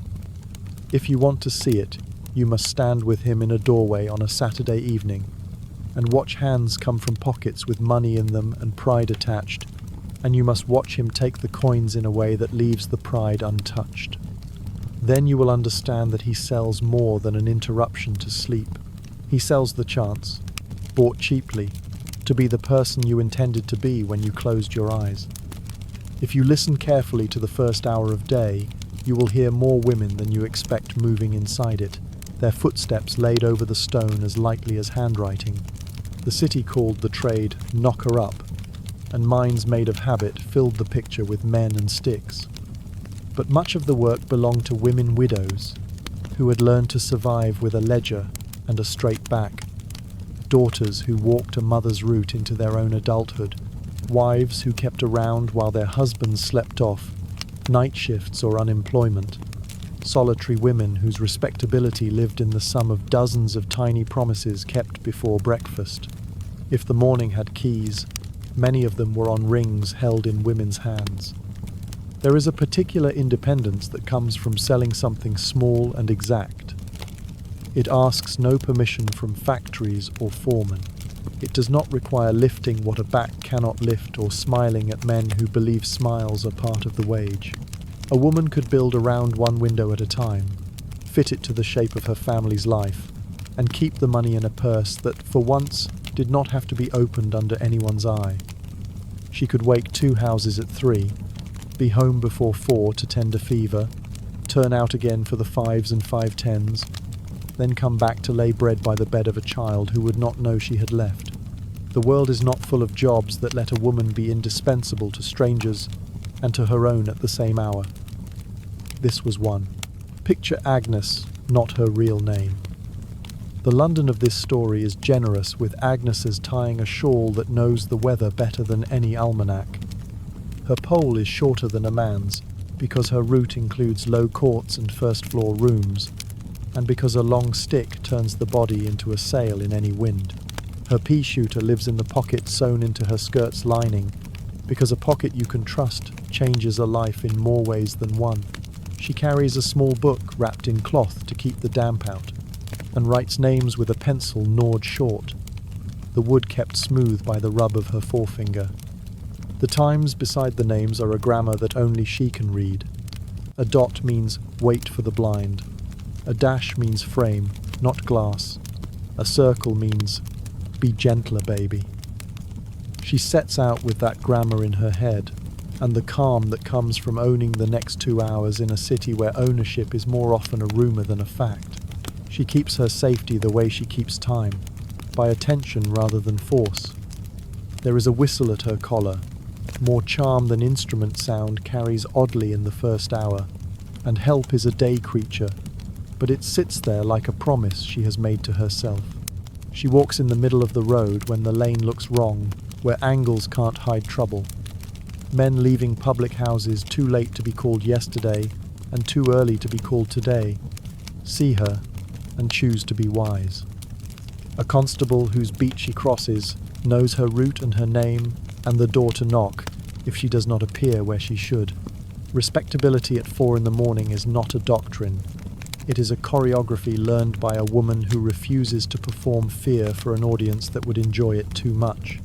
Her clients read her reliability as character, because the city teaches them to, and they are not entirely mistaken.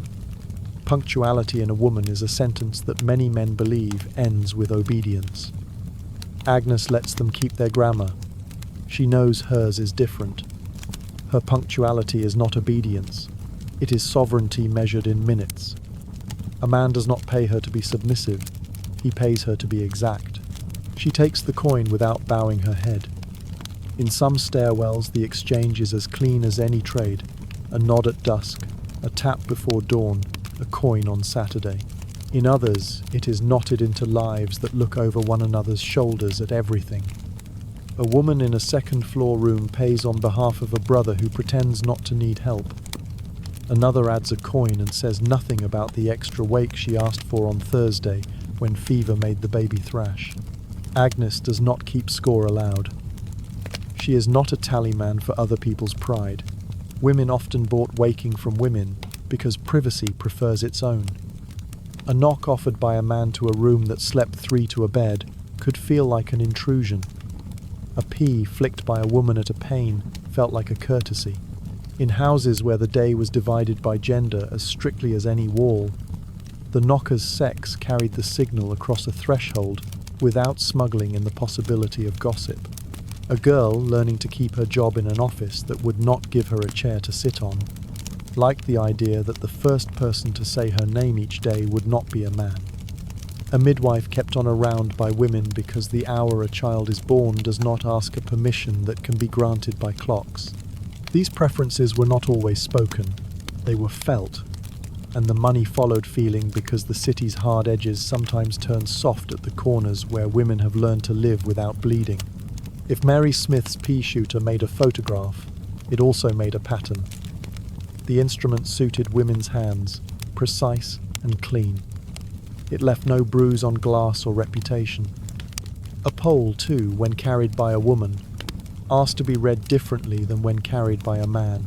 It became less like a weapon and more like a painter's tool, something held out of the body to touch the world with care. The sound of a gentle tap at dawn, delivered by a woman who did not ask to be seen, echoed inside rooms as something other than command. It arrived as collaboration. You could refuse a bell. It would simply keep ringing until your temper woke instead of your will. You do not refuse a neighbour's breath. You admit it, then admit daylight. Agnes's round buys things that do not look like triumph in a window coal stacked to reach through a cold week.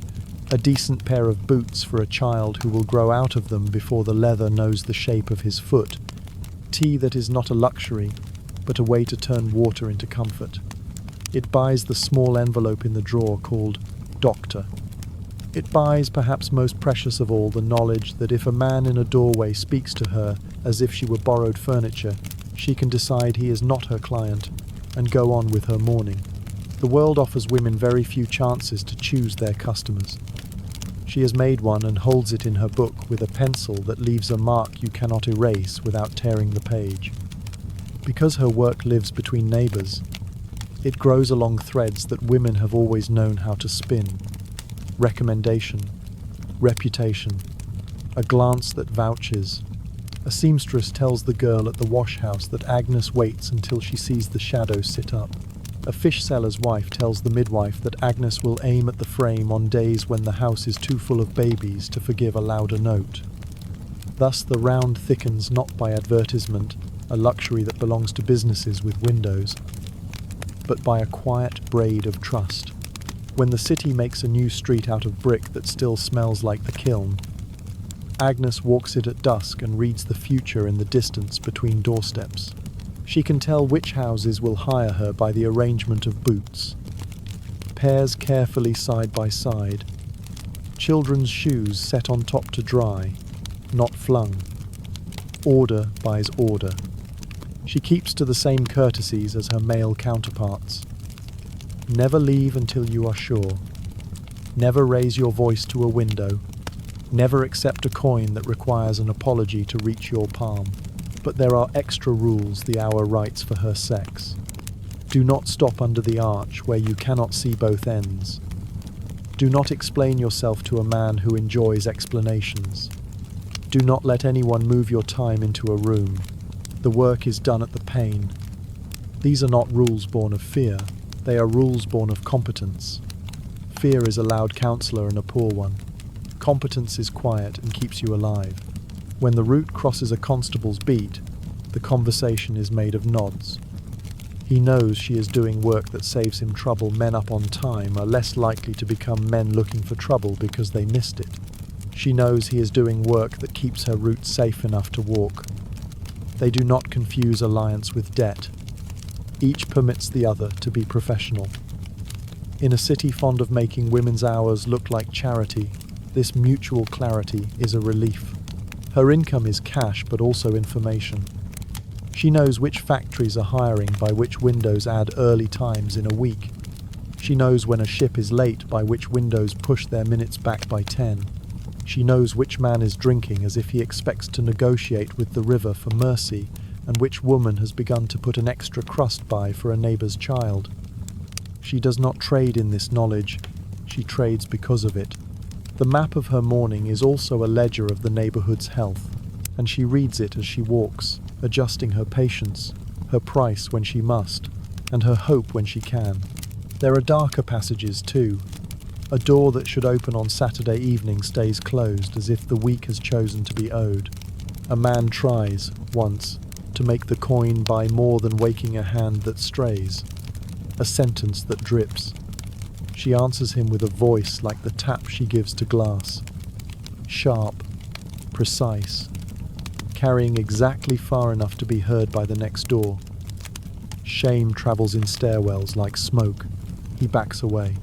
The next week he leaves the money on the sill like a confession and does not speak again. Work that depends on trust survives such moments only if women know how to defend themselves without spending the rest of their mornings on the fight. Agnes has learned the trick and teaches it, quietly, to the girl who is thinking of taking 3 windows on the next street because her own mother's breath has grown thin. Sometimes a route is an inheritance. A daughter takes up the book and finds that the names on the page are also the names on the street where she learned to skip.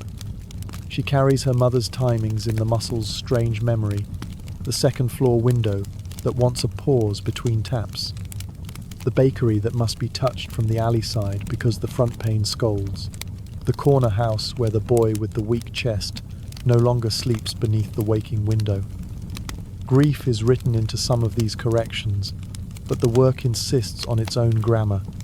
She underlines a name that has paid late 3 weeks running and decides to ask gently, not because she doubts honesty, but because hardship can be relieved by rearranging minutes. It is a luxury, being needed and being helpful at the same time. Not many trades allow it. Women's rounds very often lasted longest where clocks were slow to replace people. Not because women refuse change. No one who has kept a family fed by anticipating the future refuses change, but because the service they sold contained something the brass boxes did not: consideration. You can buy noise on hire purchase.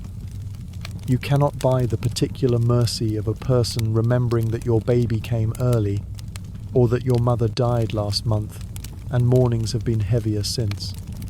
When coins grew fewer and clocks grew common, some clients kept the women not out of nostalgia, but because the second tap after the pause had come to feel like strength borrowed and then returned with interest. Agnes's day, after the lamp is snuffed and the book is shut, looks like many women's days washing, mending, stretching a meal until it reaches across the table, listening to a child's recitation of sums, as if numbers were music. yet the morning has changed the rest of the hours. There is a steadiness in a woman who has walked through the dark and made it obey her pace. There is a brightness in a room paid for with coins that arrived one careful minute at a time. And there is, in the neighborhood that hears her tap at windows with love and without scandal, a feeling that women are not only the keepers of the night's last tenderness, but the engineers of the day's first necessity. If you want to see the city learn this lesson, stand at a corner just before light and watch a shawled figure reach up with a pole that has been mended carefully, as if the stick had a soul. Listen for the P, a syllable so small you will miss it if you breathe wrong. Feel the pause afterward as something strong, not soft the weight a woman can carry without making a show of it. Then see the window move, the shadow sit, the day accept its first instruction. Keys do not announce themselves when they turn a lock. They make a sound that you might take for an ordinary click, unless you know that behind it stands a woman who has learned and taught her street that the morning belongs to those who can be trusted with it. There is another figure walking the same hour, a man in blue with a number on his collar and a tread taught to be audible without being loud. He belongs to the city in a formal way, to the commissioners and the orders pinned up in rooms that smell of damp wool. Yet for an hour or two, he also belongs to the street that pays him in coins the uniform does not count. He is a constable on his beat, and he is a knocker of windows. His night has a shape set by others. The beat is a loop, like a stitched seam down this road. Pause at that corner, try that door, watch that yard. He carries a staff and a rattle or whistle depending on the decade, and a notebook for things the morning will pretend not to have needed. He knows the faces of the houses as well as any man alive. He knows which door sits light on its latch when a husband drinks, which gate hangs wrong after a delivery boy splayed it open too hard, which back alley shop throws light under the sill when it claims to be shut. He also knows the windows that have entrusted him with minutes, the baker who pays for a tap at 4 on Tuesdays and Fridays only, the carman who wants 3 light touches on the frame, the midwife who needs waking without waking a house already braced for the day she will say, "Now." He does not advertise. He allows the arrangement to be discovered in whispers and proved in practice. A constable who sells waking is useful, and usefulness walks quicker than gossip. He chooses carefully, because the uniform makes every private coin look public to the wrong pair of eyes. He keeps the list short enough to fold into his beat without insult to the duty he has sworn. 6 windows, 8 at most, never strung so far apart that he must choose between the law and a promise. If he is wise, he picks the windows that sit along the spine of his route, so that a tap becomes part of being present, not an errand that pulls him into absence where absence is noticed. His instrument is the truncheon, but not as a threat. The wood is smooth from years of palms, the end is domed and kind when it meets a frame. He has learned to touch the sash with the side of it, never the pane, and to angle the sound so it carries inward, not along the bricks. He never uses the rattle. A rattle is for trouble and would turn a favor into a declaration. The hand that holds the truncheon becomes a metronome.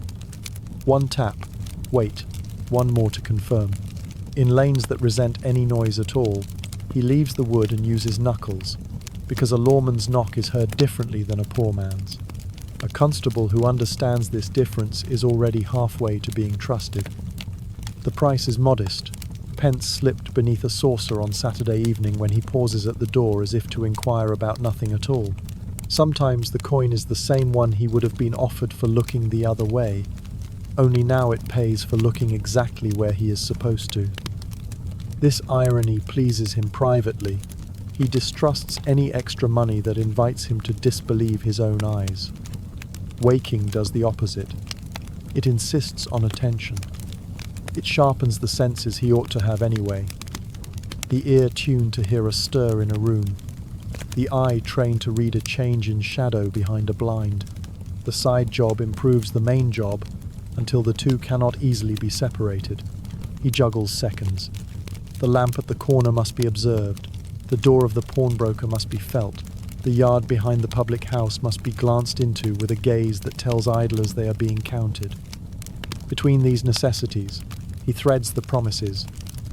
Number 12 at 3:50, the loft room at 4:05, the coachman at the Mews as close to 4:15 as the world allows. He has learned to make the beat breathe. He lengthens his stride between places where nothing ever happens, not because he is bored, but because a late tap turns into a morning's resentment, and resentment makes citizens unhelpful in the hour when their help might be required. He is not blind to the greyness of it. The orders chide about other employments, and there is always a sergeant whose view of the world is clearest when looking down. But the street has its own law. If the constable's early knock keeps a driver from flogging a horse later for want of time, if it gets a dockman to the gate before hunger rearranges his temper, if it lets a midwife be ready instead of rushed, then the peace is kept at a point before it breaks. He can defend this to himself without speeches. He does not need to defend it aloud. Officers who speak too much about the good they do are often trying to convince themselves they have done it. He becomes a hinge between two trades. The knocker-uppers who walk without uniforms see him first as a threat competition with legal boots, an authority with a stick and an advantage. Time smooths that edge. They find an accommodation because they are both in the business of preventing trouble at an hour when the city prefers to dream of itself as orderly. He is a pair of steady eyes at the end of a dark court. They are a dozen precise sounds delivered where he cannot always be. On certain corners you will see courtesies exchanged without words. A constable slows to give the woman with the pea-shooter the lee of his body against the wind, while she flicks her breath at a third-floor pane. She nods and moves, and he takes her place for 2 seconds, as if he were always meant to be standing there. There are advantages no private knocker can buy. He carries an official time, if not in his pocket, then in his confidence. He has checked his watch against the station clock at the beginning of the shift, and the shift will be measured against that watch later by a hand that writes satisfactory or does not. He uses this accuracy in his side work the way a carpenter uses a square. The tap at 4:05 is not a feeling, it is an action aligned to a larger truth. Clients appreciate this in ways they cannot articulate. They say, "You always come exactly then," and he does not explain the mechanism that makes the sentence so. There are perils too. A man asleep behind a window does not see the whole beat. If a quarrel breaks out in a doorway, while the constable is waiting for a blind to twitch into life, it will be said that he was loitering where he should have been decisive. If a burglary is attempted 3 streets away, and his step is heard in the wrong place, someone with pen and authority may ask why. He ensures himself with foresight. He chooses his windows near corners where he can survey 2 directions at once. He stands in doorways that give him a view of the road, as if he were sheltering from rain rather than hiding. He never waits with his back to a street anyone could accuse him of abandoning. Sometimes the uniform complicates collections. A man embarrassed to be known as someone who pays for waking will make a performance of tossing coins with a joke sharp enough to cut the gesture's intimacy. The constable lets the joke pass through him like cold air. He knows that many men begin their respect with a sneer because it feels safer than beginning it with admiration. In other houses, the coin is left where a hand can reach it without anyone seeing on a sill, beneath a flower pot, tucked into the corner of a letter with a stamp not yet licked. He takes it and erases the evidence from the scene, with the same care he would use to lift a thumbprint from glass if the morning required detective work. There are nights when the uniform buys him a small authority over fear. A woman knocker working his beat will angle her route to cross his at points they both understand as safe. He will time his second visit to a certain corner to coincide with hers, so she can pass the doorway where the man who drinks has taken to leaning. Nothing is said. The arrangement is as quiet as the sounds they both sell. If trouble insists on being born, the rattle becomes a voice louder than either of theirs, and the street comes awake in the wrong way. Their whole trade exists to prevent that. They prefer cities that wake cleanly. He keeps the ledger for this side work in a separate part of his mind, not because he is ashamed, but because compartmentalization is a tool. The beat calls for it. You cannot attend to the angle of a tap and the angle of a shadow at the same time unless your attention is divided by skill and not by panic. He eats at the same time every night, so that hunger does not persuade him to sell an extra window that would cost him time he cannot afford. He treats his boots to grease not only for the rain, but so that his tread remains an instrument he can play heavier where he wants to be felt, lighter where he wishes to be a rumour. He notices what the street teaches him about mornings and carries it into the day's law. The door that opened lazily in the small hours opens lazily at noon when asked for a license. The shop that hummed when it should have slept hums also when it counts its measures. The boy who woke slow on his mother's coin stands in a crowd at the call-on and learns a punctuality that may keep him from breaking a window in anger later. This is not romance, it is arithmetic. Peace is a ledger too. Credits entered at 4 can prevent debits written at 10. The greyness of the arrangement looks paler if you look at its edges. He refuses certain kinds of clients without saying why. The man whose anger is a furniture rearranged daily. The publican who hints that a knock might be exchanged for looking leniently at hours. The household that asks him to wake a rival late, as if mischief were a joke he is too dull to enjoy. No, he says, and nothing more. Authority handled without performance is a calm room. The refusal teaches as surely as an arrest would, and with less paperwork. When clocks begin to breed in shop windows, and a new kind of morning pride takes hold, we wake ourselves. His list thins. He does not chase names. The uniform has taught him that people do not thank those who insert themselves where thanks is not certain to follow. He lets the service dissolve cleanly where it must, and keeps it where it still makes the day better. The money he loses is replaced by a lighter conscience. The money he keeps is steadier, because it is held by people who know exactly why they want what he sells. He has learned over years in both trades that the best clients are those who understand the value of what they buy. If you walk his beat with him toward the end of a long dark, you will see the two faces of his work come briefly together.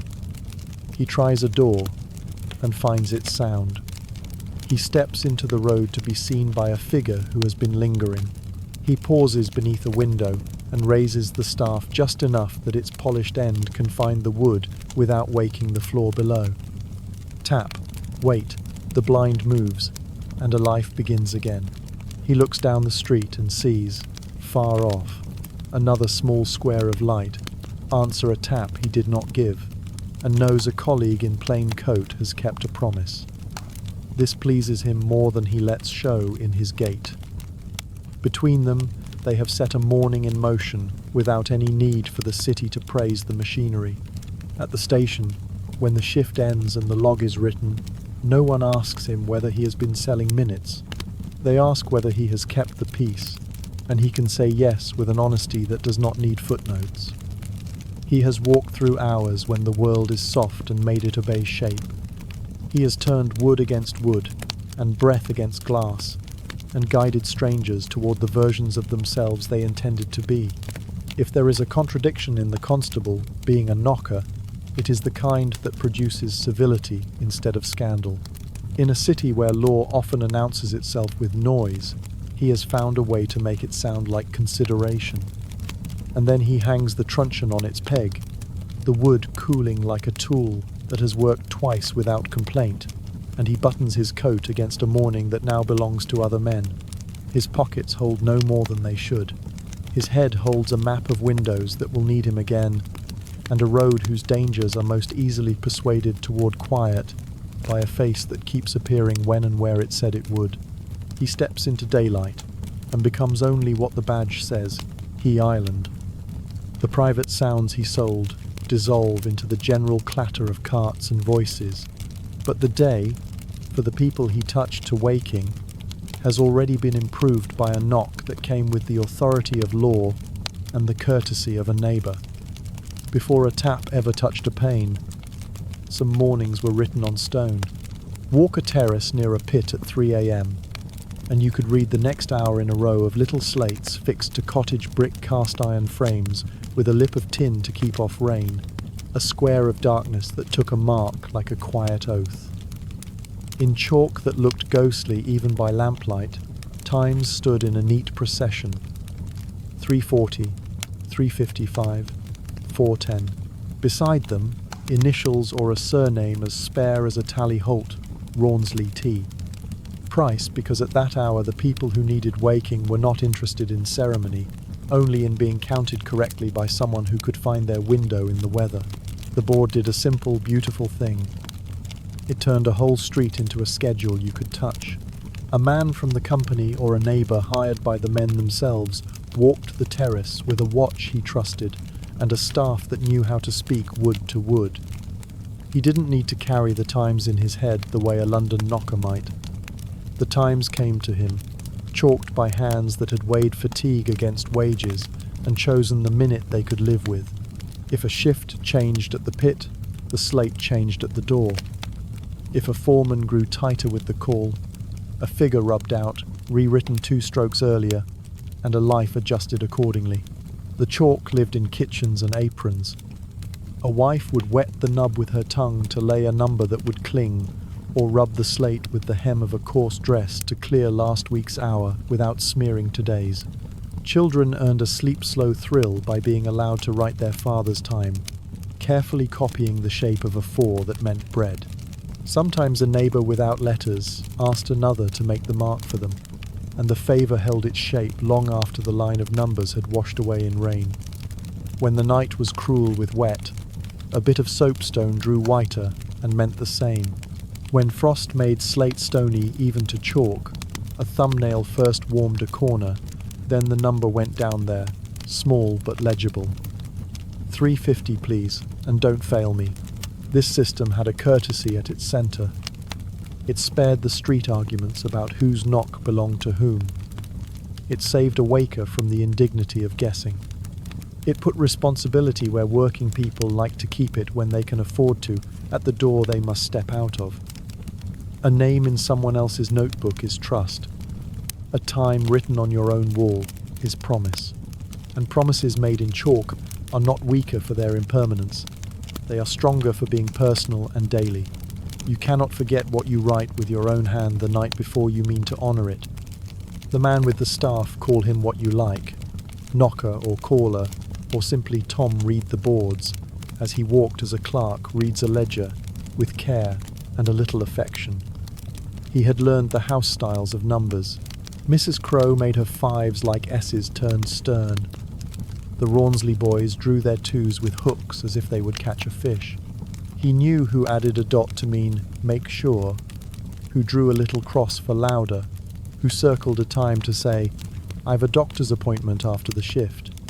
His route was partly printed there, so he could save breath for the knocks and the waiting. When a number brightened by fresh chalk told him a man had moved from 4:15 to 4:05, he shifted his minute the way a good tailor moves a stitch, modestly and precisely, so that the garment you wear your morning fits. Sometimes the board caught the weather like a barometer no gentleman would think to consult. A wet week made the writing bolder, pressed harder, the strokes fattened by the need to outface rain.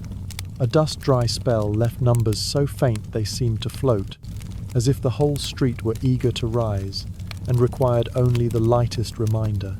In high wind, the chalk veered, and a careful waker learned to read past the slant to the intent inside it. If a figure blurred beyond certainty, he did not guess. He tapped and asked in the smallest voice a window could carry without waking another 4:10, and the shadow's answer set the morning right. These slates did something else that no clock in a shop window could do. They made waking communal without making it public. The board was no more intrusive than a door latch. It was closer to a house number than a notice. Yet everyone walking home at dusk could see that the Prices were on early shift this week, that the Holts had a late start on Wednesday, that someone in the corner cottage had rubbed out their time entirely sickness, perhaps, or a small mercy of rest. The knowledge softened people the way shared weather does. A woman seeing 3:40 outside a neighbour's house cut an extra slice of bread in her mind for the day after tomorrow, when fatigue would arrive like a fog. The slates taught discipline without sermon, writing down 3:45 inches a hand that shook a little, because the day had already been long made the mind rehearse the morning. The act of chalking the time persuaded the body before the bed did. In that sense, the board was both a message to the knocker and a message to the self. I mean this. Meet me at this minute. You could feel the difference in the knock that followed. A man who had written his own time did not quarrel with the tap that honoured it. There were conventions. A wiped, clean slate meant no call off shift, funeral, a day to mend a boot sole or carry a child to a doctor's door. 2 times, one above the other, meant father and son on different hours. The caller would go gentle at the second window because the first had already stirred the house. A tiny star beside a number meant frame, not glass, for a baby light sleeper. When a miner took an extra shift to catch a debt that had grown teeth, the figure wore a little tail 4:20, so the wake would be earlier than pride liked to admit. None of this was written anywhere but on the boards, and yet the rules held like good habits. Compare this to London, and you see the difference between an industry that moves a village at once and a city that wakes by rooms. In London, a knocker carried times in a pocket, and alterations lived in whispers, or on scraps pinned to a sill with a pin bent for the purpose. A doorpost might wear a quick mark to declare, "half hour earlier, mind," then be wiped the next day by a thumb on the way out. A woman might meet her waker at the pump and tell him softly that Tuesdays needed a firmer tap now that her sister had moved in with the baby. The grammar was private and perishable. In the pit rows, chalk made a public privacy. Everyone could see the line of numbers, but each carried no more than a fact. No story came with it unless you were the sort to knit other people's hours into gossip, and morning is too thin a time to waste on that. Rain tested the system and found it mostly prepared. The little tin roofs over the slates did their duty often enough to keep the figures readable through a night of careless weather. When the storm came sideways, as it will in streets that inherit wind, the caller walked earlier and knocked twice at the houses where he knew the chalk would not survive. A day of such weather left white rivulets where numbers had wept down brick, and the terrace looked for an hour like a ledger that had been dropped in a bucket. By evening, the slate was clean, the chalk ready, and the street wrote itself again. There were errors, and they taught speed rather than patience. A 9 written in haste like a 4. A 5 crowded into a corner, and mistaken for a 2. The caller learned his people's handwriting the way a schoolmaster does, and the people learned that a large, legible hand was a form of self-respect that had nothing to do with reading books. When quarrels came, and any system that sells minutes will sometimes cost tempers, they were answered by pointing at the wall. That's the time I wrote.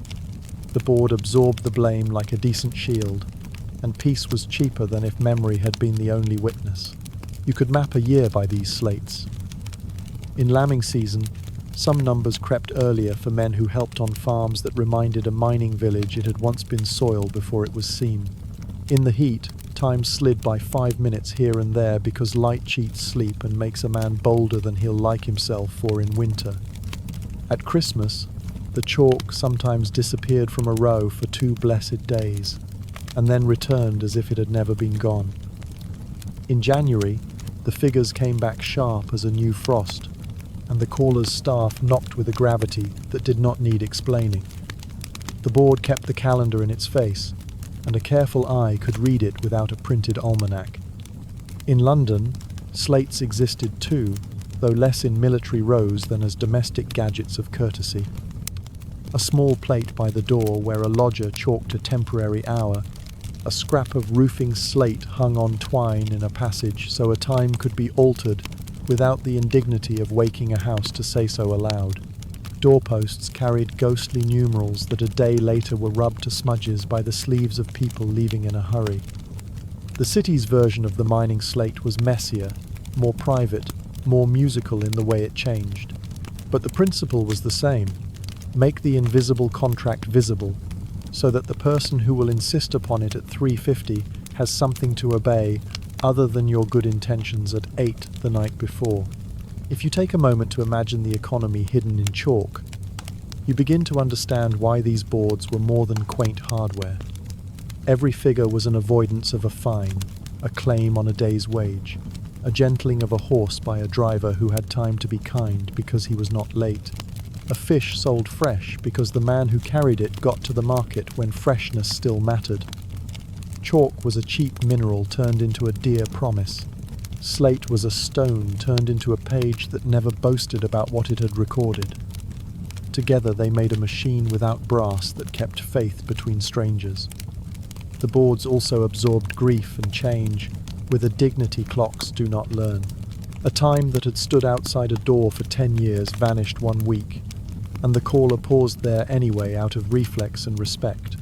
And then he walked on, reading the absence as clearly as a number.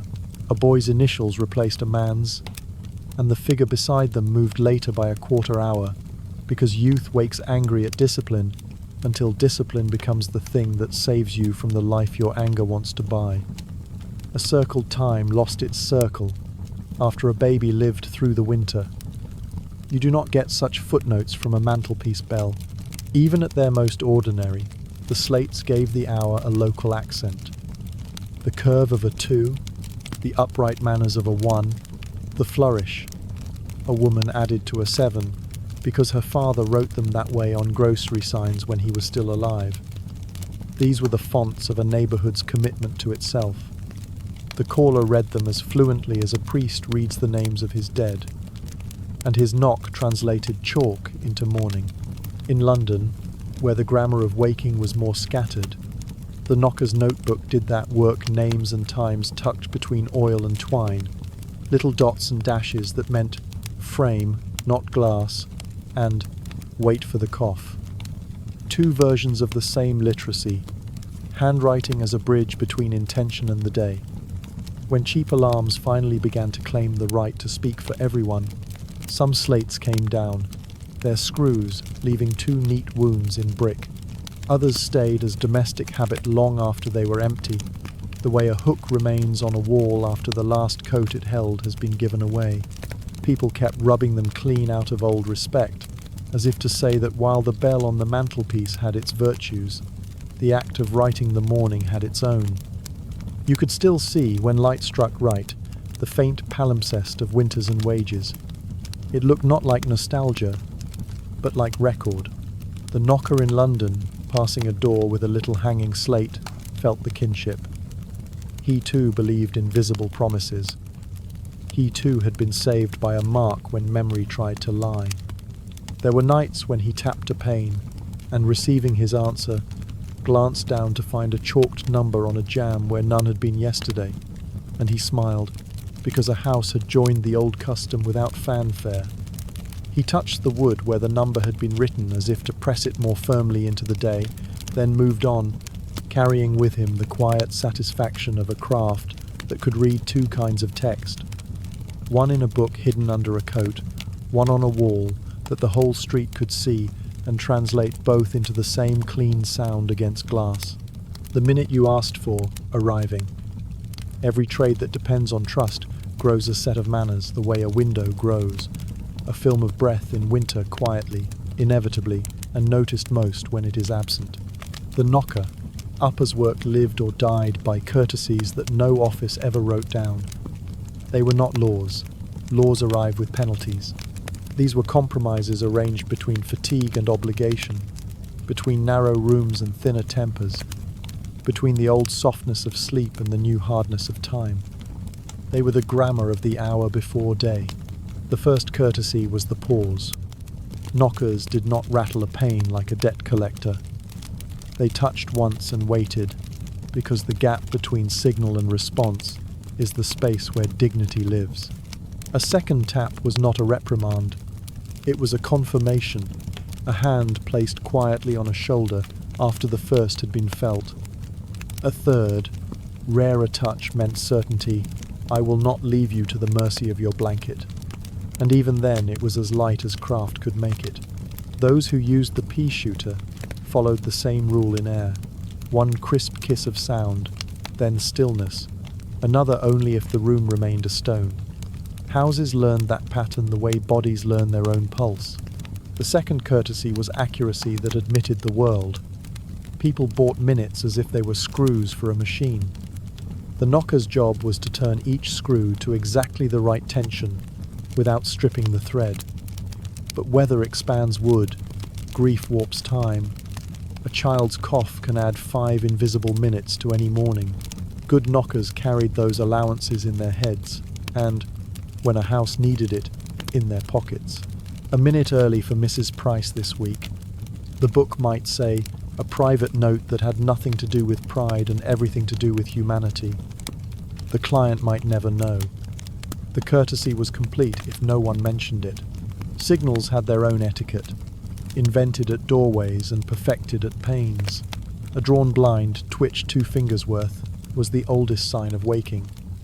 A turned wick behind glass was another. Some men kept a cap on the sill and tipped it toward the street when they were up.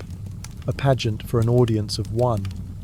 In crowded houses where one person's mourning should not be another's, the sign might be a cough delivered to the room as if addressed to no one in particular. Heard you, it said. Go on. Where babies slept, mothers asked that frames be used instead of panes. Wood holds sound like a bowl. Glass throws it like a shout. A knocker who ignored such a request soon lost a coin and acquired a reputation that cost more than the coin. There were codes about names. Do not speak them at a window unless invited. A name in the dark can pull shame up like a bucket from a well. Where a call was necessary, a long journey, a watch to be relieved at a precise minute, the agreement was made at dusk. The name once, softly. A failure to keep that promise was not merely a mistake. It was a breach. And breaches travelled across streets faster than skill. For the rest, there were rhythms understood by practice. 2 taps and a pause for the carman who needed a gentle insistence. 1 tap only for the midwife who preferred the morning to slip around her like a shawl.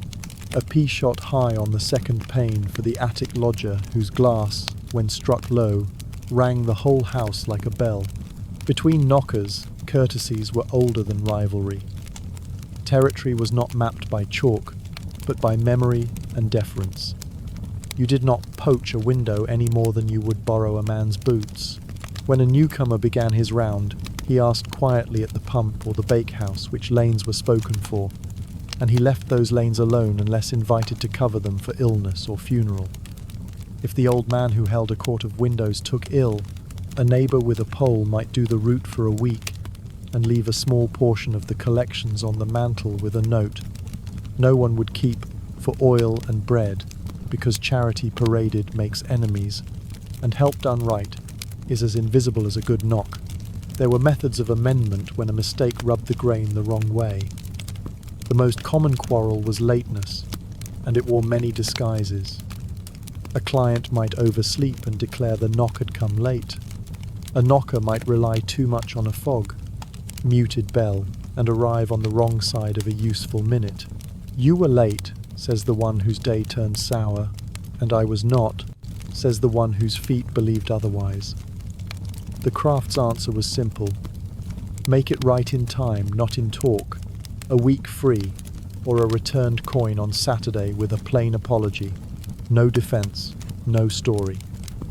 In most streets that ended the matter. People who rise at 4 have little appetite for theatre at 9. Broken panes were rare in careful hands, but glass that has lasted through winters learns the habit of surprise. If wood split or glass cracked, the code allowed for restitution that did not ruin either party. Some knockers kept a small fund for accidents, pence laid aside from weeks when fog stayed in the river and not in the lanes.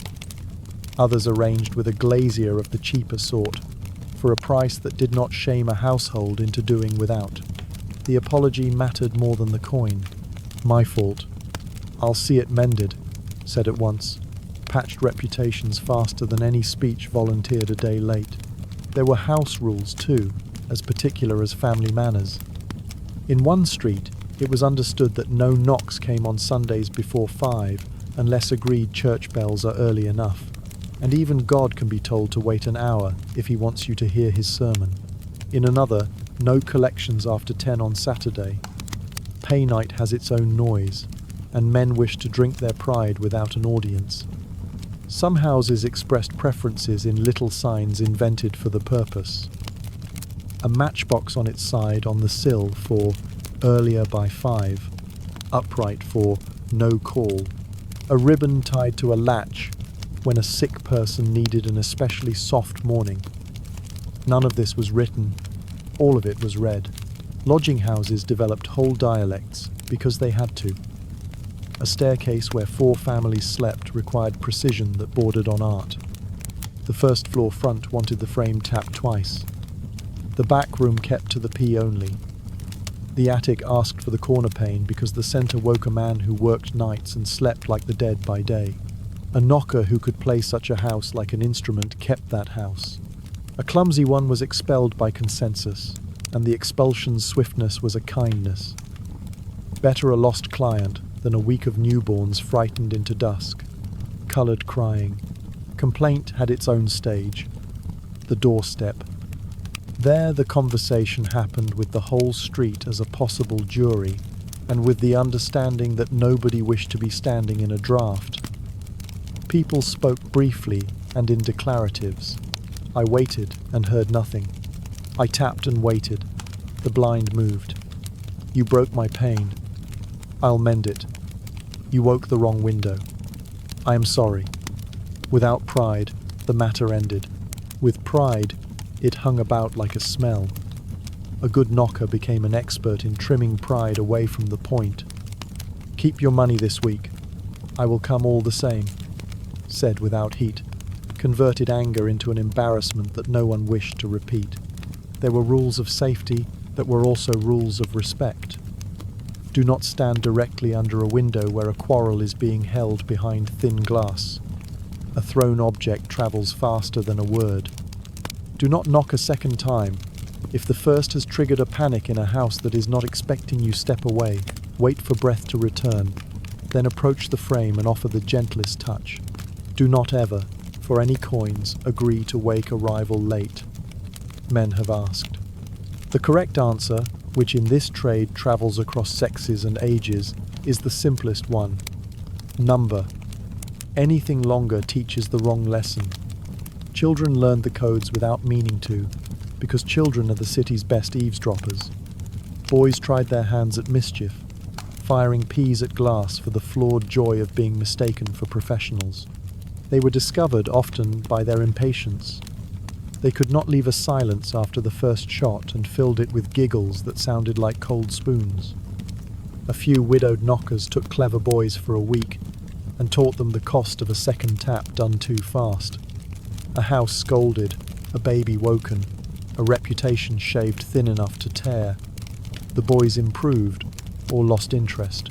Where interest hardened into skill, the street gained a hand that could be trusted when illness passed a pole from one generation to another.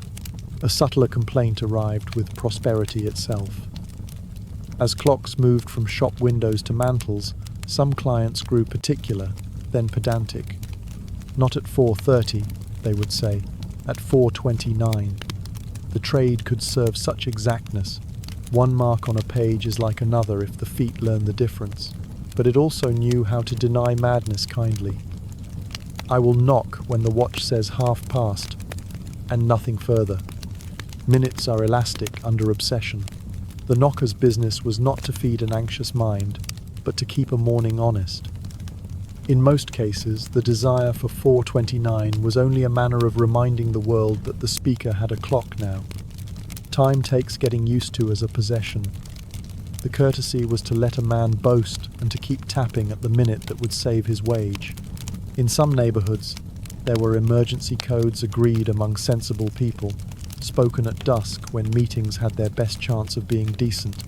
3 quick taps repeated could mean fire, or news that required a door to be opened without offence. A long rattle of knuckles down a frame might summon a midwife from across the way. These were carried sparingly. The danger of any code is inflation. If every loud knock becomes an emergency, then nothing island. The trade understood this, as well as a surgeon understands when to cut and when not to. It guarded its louder notes with jealousy. The complaints that hurt most were the quiet ones, laid on a counter with a coin.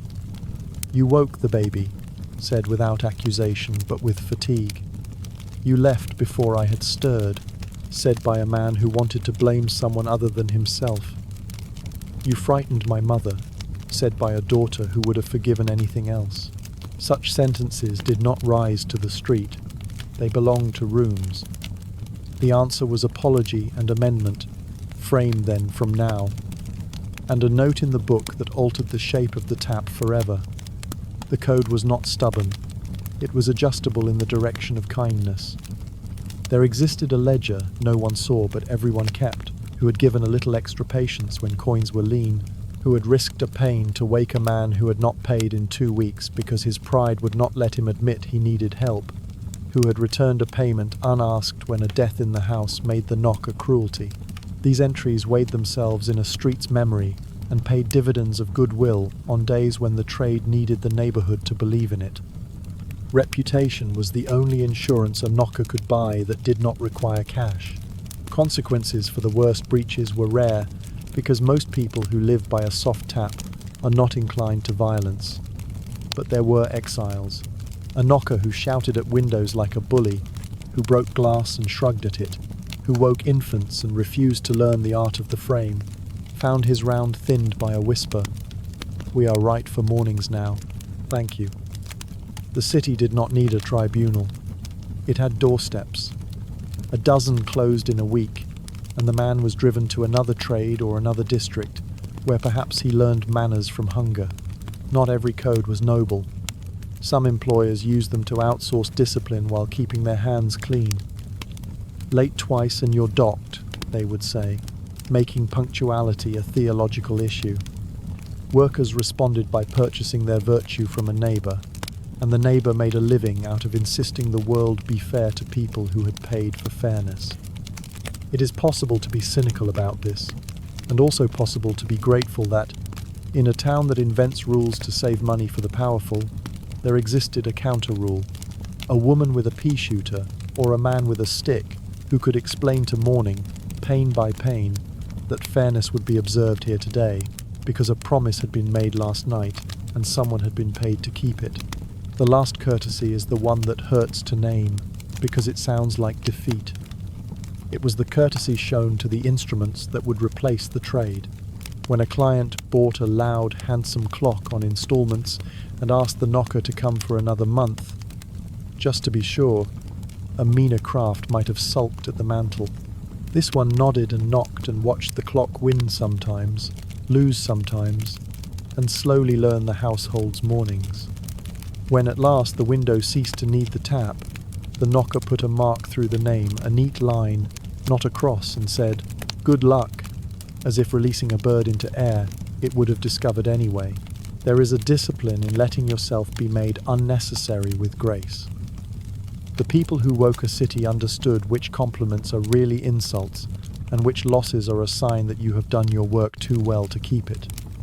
In the end, what held the codes together was not tradition but appetite for peace, for mornings that did not begin in quarrel, for days that arrived on time without being dragged by the hair. A bell can impose that. A person can arrange it. Arrangement requires manners.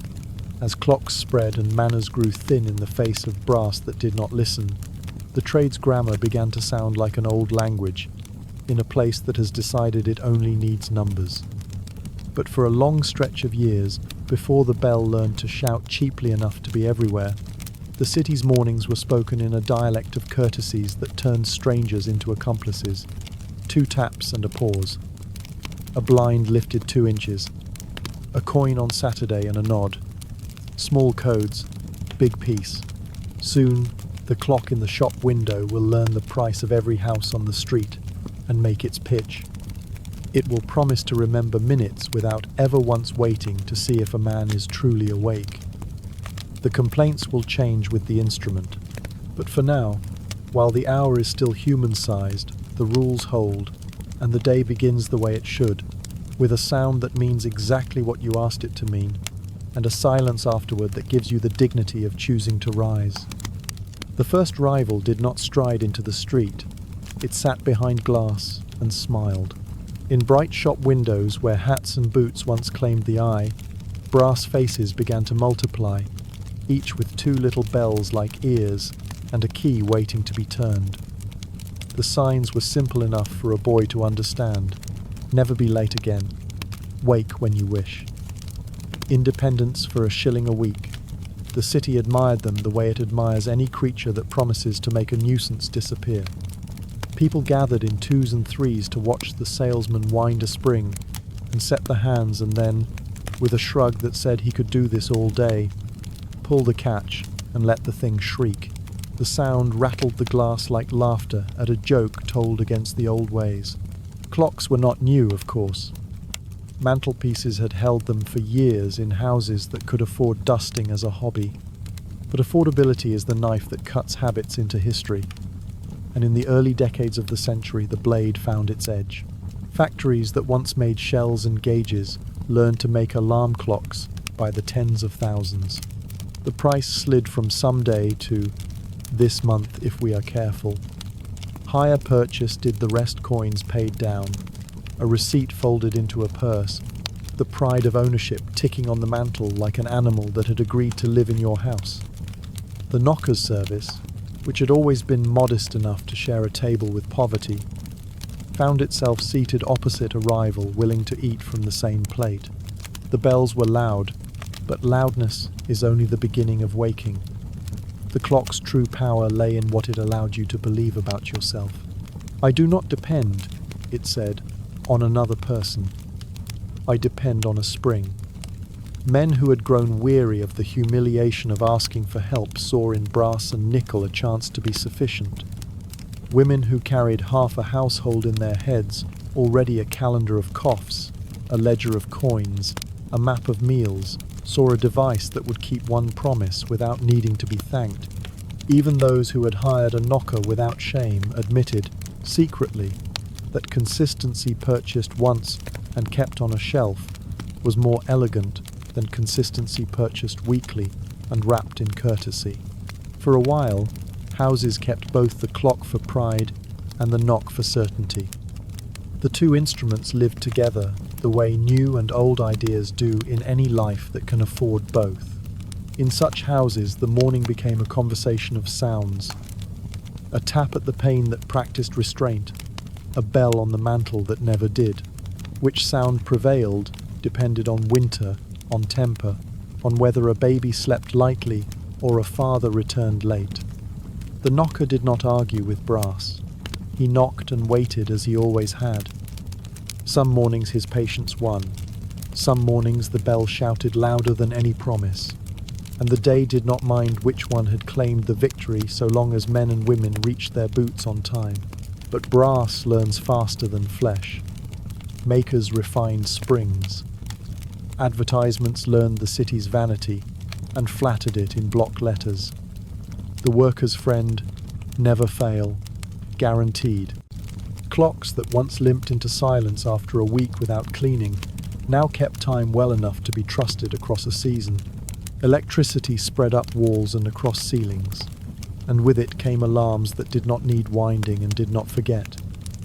The price of accuracy fell until it could be wrapped in brown paper and carried home on a Thursday. The knockers felt the change not as thunder, but as weather that persisted long enough to be called climate. The root that had once fattened with names in fog and thinned in spring began simply to thin. Shop windows became little stages for a new morality. A salesman would set two clocks side by side, their hands like soldiers at attention, and invite passers-by to guess which was dearer. "You cannot tell," he'd say. and they would nod because they wished not to tell price from dignity anymore. Posters put a cartoon on the wall. A man in his nightshirt leaping from bed at the summons of a bell. The knocker at the window outside drawn as an afterthought, quaint as a weather vane. Language shifted with the images. What had been reliable became old-fashioned. What had been human became inefficient. Every city teaches itself to sneer at what it is about to abandon. It makes the leaving easier. Hire purchase turned the sneer into ownership. A family that could not lay down the whole price could lay down enough to keep shame from the door. The receipt went into the tea caddy with the birth certificates. The clock went on the mantel where a photograph of a grandfather had once stood. The first nights were ceremonies. The alarm was set with solemn fingers. The catch was pulled as if a fuse had been lit. The bell ripped morning open like a package. The man arrived at the gate early enough to gloat. The woman found herself at the wash house with minutes to spare and the right to look unruffled. The knocker passed that house at his ordinary time, knocked, waited, and heard nothing. The blind did not twitch. He made a small, neat mark in his book that meant "do not return," and for the rest of the week he felt the missing window like a tooth remembered by the tongue. Not every bell was the enemy. Cheap machines fail. People forget to wind. Power falters. The knocker won back clients on nights when frost made metal sulk, or when grief emptied a house of sense. Just for a month, they said at the door, embarrassed by their admission that autonomy is a generous fiction that sometimes needs help. He did not crow. He added the name, and kept the time, and did not punish with small cruelties. If the clock reclaimed the house the next season, the line went through the name again. Sometimes it did not. There are houses that can afford two kinds of certainty, and like the feel of it, the bell's brutality and the knocker's patience. And there is no law against abundance where it does no harm. The story could be told as a murder technology killing a trade with the blunt instrument of cheapness, but the truth is quieter and more complicated. Alarm clocks did not only replace the knocker, they finished work he had been doing all along. For decades he had been hired to force discipline into bodies not built for the new time. He had become a tutor of minutes, a quiet nag that taught the trick of waking to a schedule. Once the trick was learned and made into character, the object that confirmed the character could be brass and not breath. The bell moved a virtue from the street to the mantle and called it self-reliance. A cynic would call this propaganda. A kinder reading would call it graduation. Factories noticed the change first, and they liked it. Timekeeping, once a line in the wage book that spilled ink into punishment, began to look less like a fight at the gate. Foremen had fewer chances to play God with a pencil. Workers who had lived on the edge of fines found that edge moved half an inch away if they wound the spring at night. The dock's call-on remained cruel. A clock cannot make a finger stop sliding past your shoulder, but the man under the finger could say, with a little more authority, "I was here." The knocker, watching from the edges, could not despise this. He was not in business to keep the world dependent. He was in business to keep his word.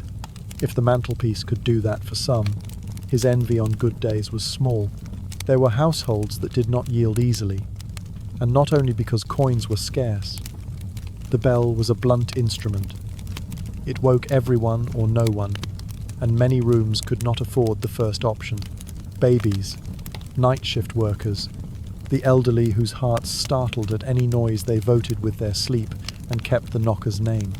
In such houses, the alarm clock sat proudly on the mantel, like a pet that barked at noon to show what it could do without ever being invited to speak at 4.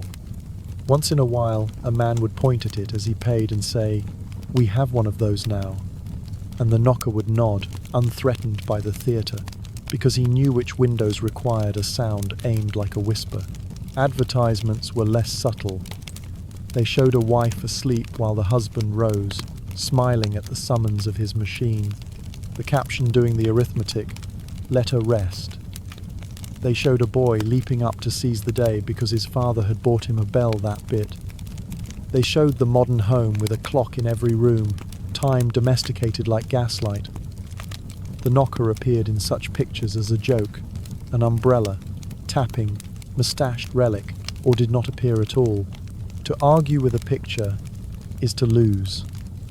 He did not argue. He conserved his energy for mornings that could still be improved by his small insistence.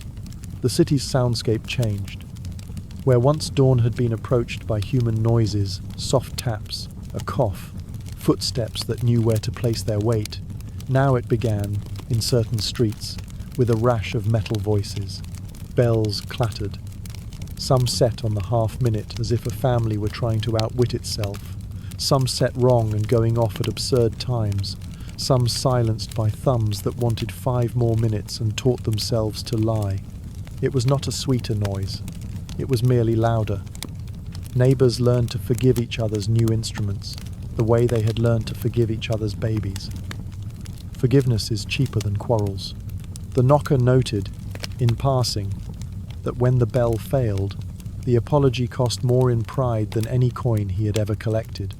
He met the future in small ways.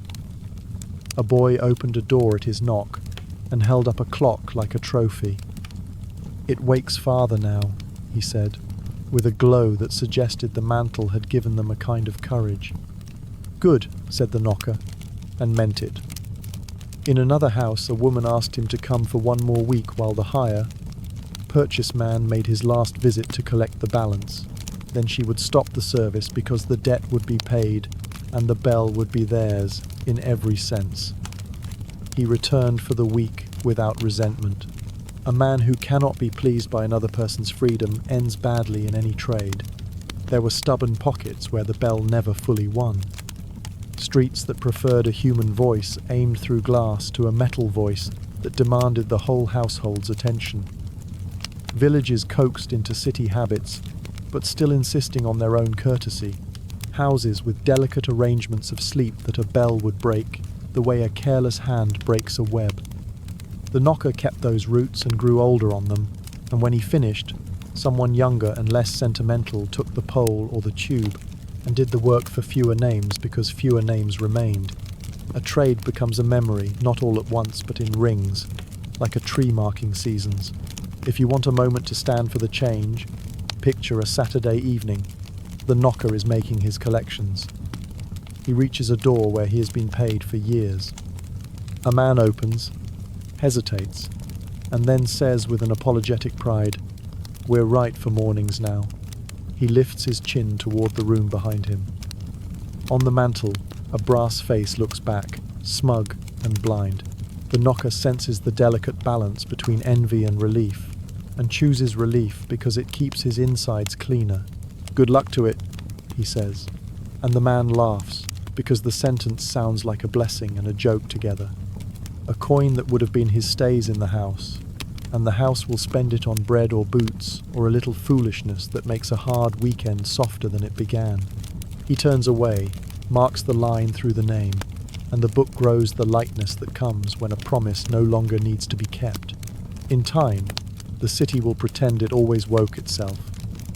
That is the machine's most reliable magic, to hide the hands that once steadied it until it could stand alone. But if you listen in the right streets, at the right hour, you can hear the echo of an older sound wood to wood, a P's polite syllable, and you can feel, even now, the difference between a demand and an invitation. The bell killed the trade, people say, and the sentence is not wrong, it is only incomplete.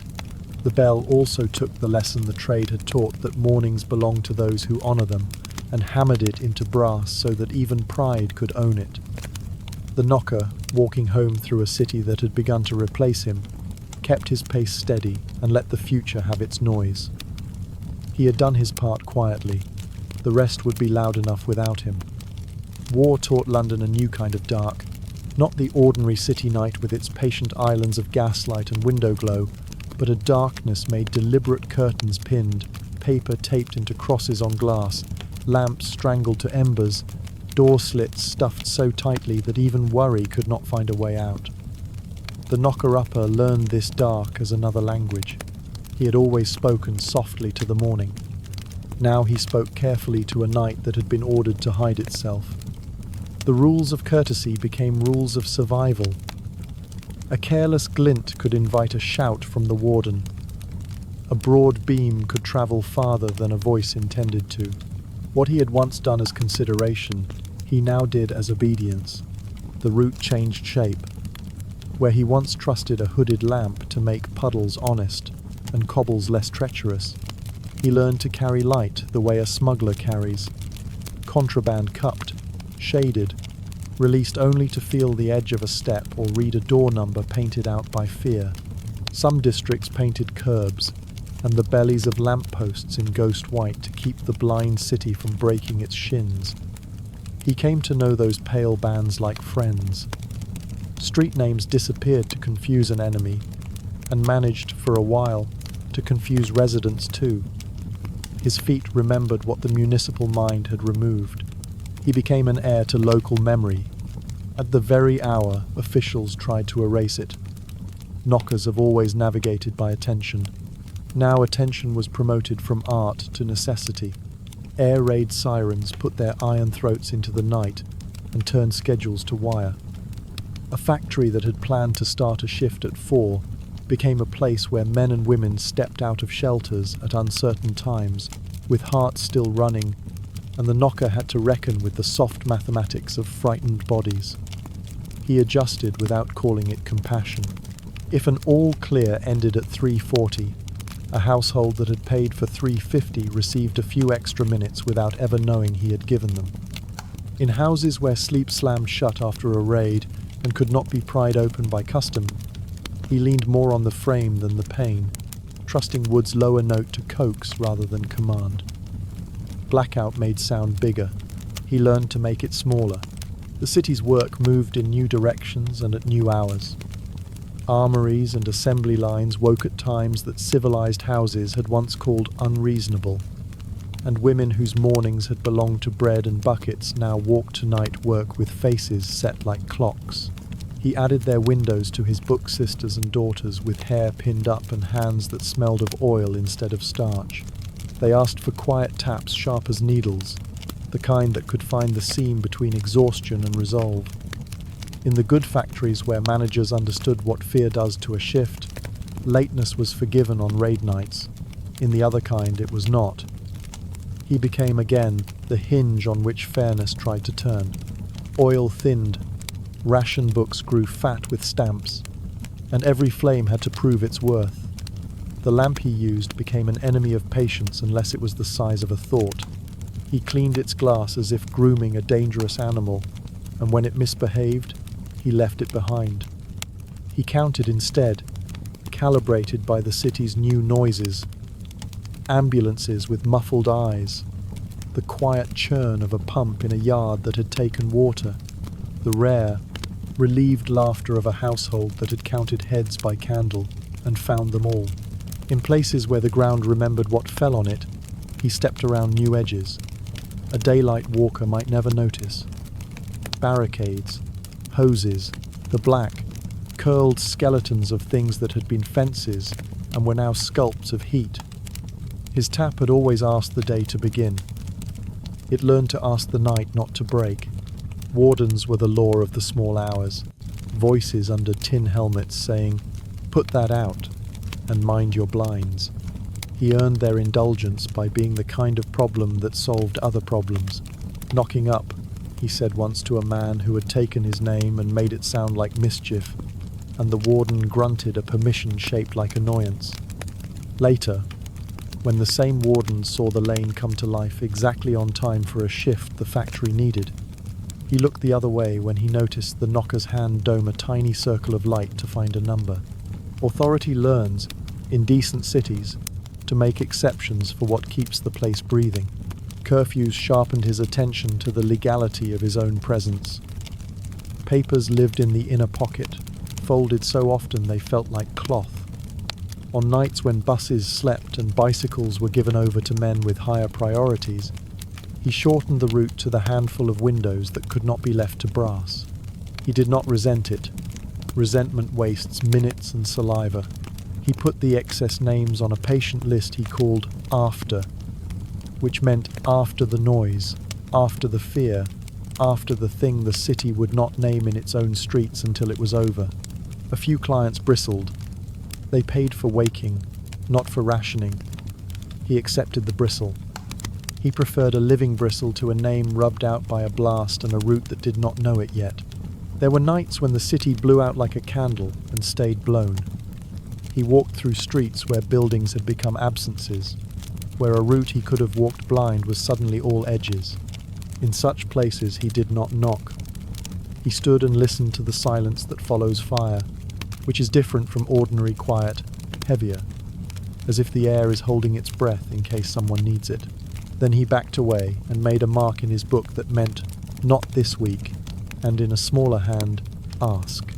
He asked at dusk, gently, door to door where doors remained, whether a window still needed him, or whether the household had moved to cousins, to basements, to the countryside. Some nights the street answered him with a blankness that was nobody's fault. He learned to make a profession out of not insisting. Rumour handled his trade as rumours do, carelessly. Against regulations, someone would say, knocking up. And a voice from the edge would answer, "So is being late for cordite." The truth lived between those sentences and moved. In one borough, a memo frowned at any sound that might travel. In another, a foreman sent a boy with a note that said, in ink that had dried too fast, "We need them on time." He did not litigate these contradictions in his head. He practiced a craft that had always been an arrangement between neighbours, and in wartime the word neighbour widened until it included men he would never meet whose hands depended on the minute he could deliver. If he woke a driver who in turn moved bread to a street that had not eaten properly in 3 days, he was satisfied. If he woke a woman who filled cartridges and kept her fingers to 10, he was satisfied. If he woke a surgeon, he knocked softer and was satisfied. It was in these years that his patience hardened into something like duty. He had always waited after the first tap for proof that his sound had shaped the air on the other side of the pain. Now he waited longer. Blackout swallowed reference points. People slept inside a sealed night that did not turn to grey gradually, but in an instant when the city allowed it. The second tap came later and lighter, a courtesy extended to the nervous system as much as to the ear. He discovered that fear distorts time. A minute can feel like an hour when you are deciding whether to get up at all. His craft had the tools to fix small distortions. He used them without fuss. On the mornings after raids, he found himself counting answers like a man counts friends after an argument. This window stirred. That one did not. He knocked again, and if still no stir, he marked the ledger with a cross that had nothing to do with payment. Later, when someone told him that the house had gone, he did a thing unusual in him. He stopped by the empty place the next morning and touched the frame once, not as a call, but as a way of admitting the city had changed, and his book must change with it. Rituals have kept worse men from breaking. Children made a different dark their playground, and tripped over him the way they tripped over everything that held still. They were soot-streaked and unafraid where they should have been afraid, and grew quiet where the street needed cheer. He spoke to them as if mornings were normal. "Off to school, are you?" And they rolled their eyes as if school were a concept from before. He tapped and waited and watched them watch him, recognizing, unwillingly, that they understood the method of his craft in a way their parents never had, because war had taught them to notice small things. The P against the pain became, for some of them, a proof that adults still meant what they said. The constable on his beat, helmet dulled so it would not shine, became more of an accomplice than before. They shared information in nods. A corner blocked, a road safe to cross, a building that looked ready to fall into itself. Once the constable lifted a hand, and the knocker paused. held back by a gesture as simple as the ones he used on glass. Down the street, a ward of nurses moved like a white thought between shadows. He let them pass, and then slid into his work again, as if the city had taken a breath and handed it back to him. Christmas came with its box, even in years when a box felt indecent. The coins were fewer but warmer. A woman pressed a little parcel into his hand that turned out to be 2 candles and a scrap of waxed cotton for the lamp, as if she had been watching his hands and inventory as closely as he had watched her window. He used neither extravagantly. Generosity in wartime is sometimes just a promise not to waste. When the worst of it thinned, the city relit itself cautiously, like a person testing a healed limb. Street names returned, white paint faded, curbs remembered their old colour, windows forgot their crosses. He kept knocking because some mornings had not remembered how to run without him, and because habit is a kind of love. The factories loosened their grip on the clock by inches. Men and women who had marched to the sound of sirens relearned the soft tyranny of whistles. He thought, briefly, that the trade might hold even here at the edge of newer noise. But brass had become cheaper and louder during the years when the city could not afford to need him, and when peace reclaimed the streets, the bells came back to them like crows to fields. He did not resent it.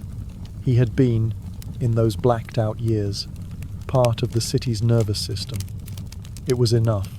What remained from the war in his work was an instinct not to waste attention. He had always sold minutes. Now he understood how precious they could be when the day itself had been rationed. He kept the habit of waiting a heartbeat longer than was strictly necessary.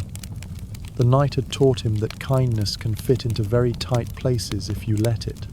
And now and then, passing a house whose windows had once been stuffed against light, he would tap, and after the answer, allow himself a memory, a lane without a single glimmer, a city pretending to be countryside, and a small sound against glass insisting, even then, that morning must come. The end of a trade seldom looks like an ending while you are inside it. It looks like a week that is almost the same as last week, a page with a few more names turned to lines, a route that feels looser at the edges as if the streets were breathing out. For the knocker-uppers who worked into the post-war years, decline arrived not as an argument, but as an accumulation of little agreements.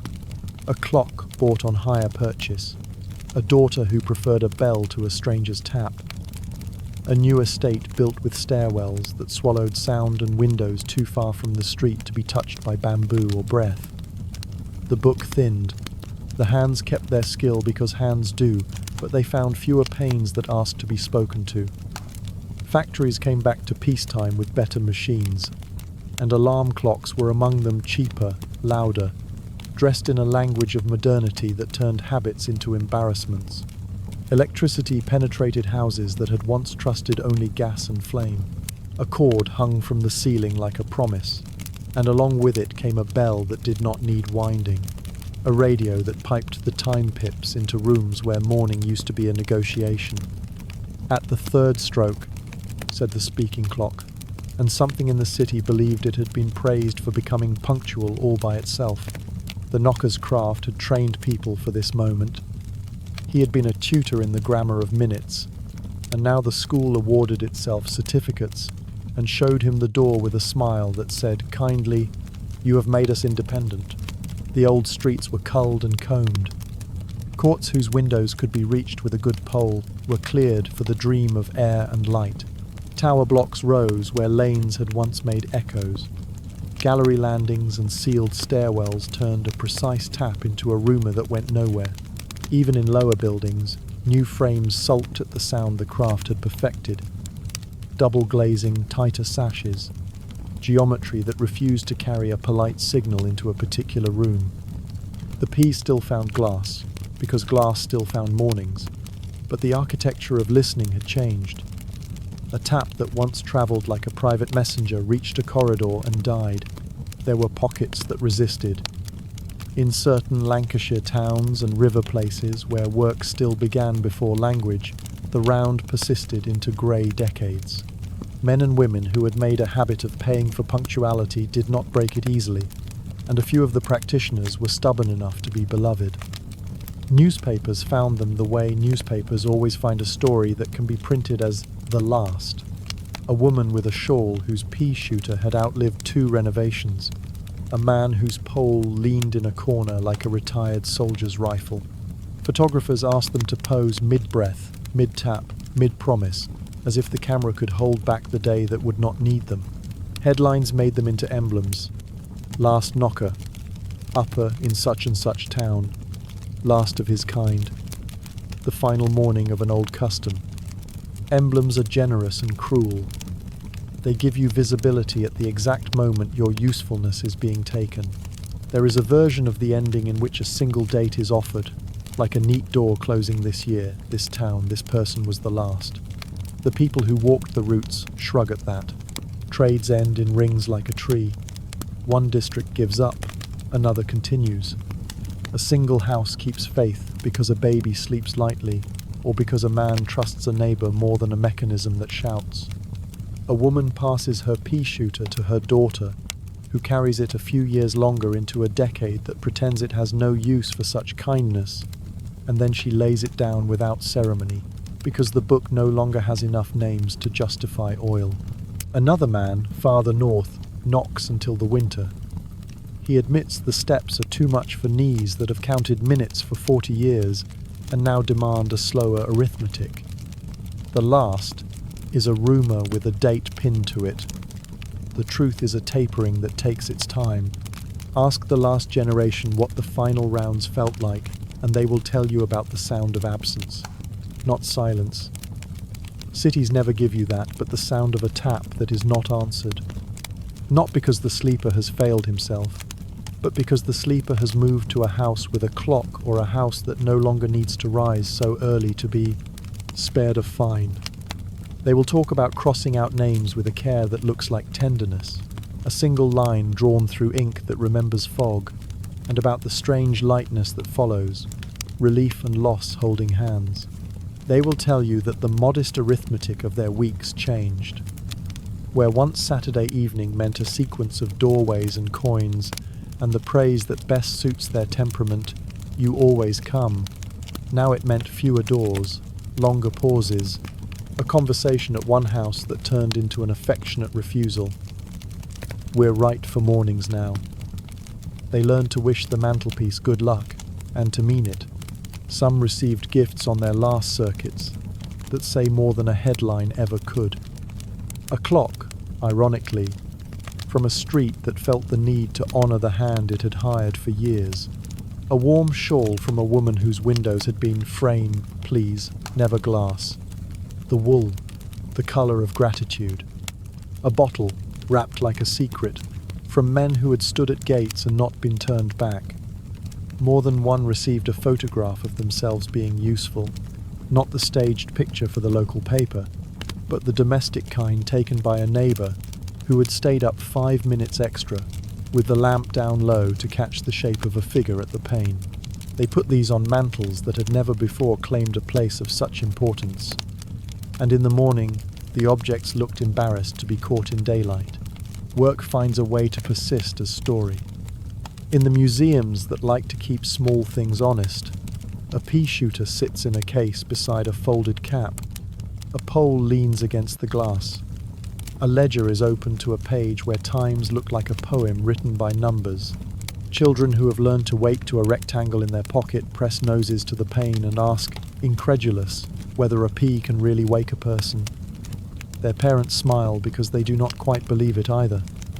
The guide explains about the pause and the second tap, about wood and glass and the difference between a noise and a message, and for a second you can see respect cross a face that had come into the room expecting quaintness. Respect has always been the right size for this craft. The rest is decoration.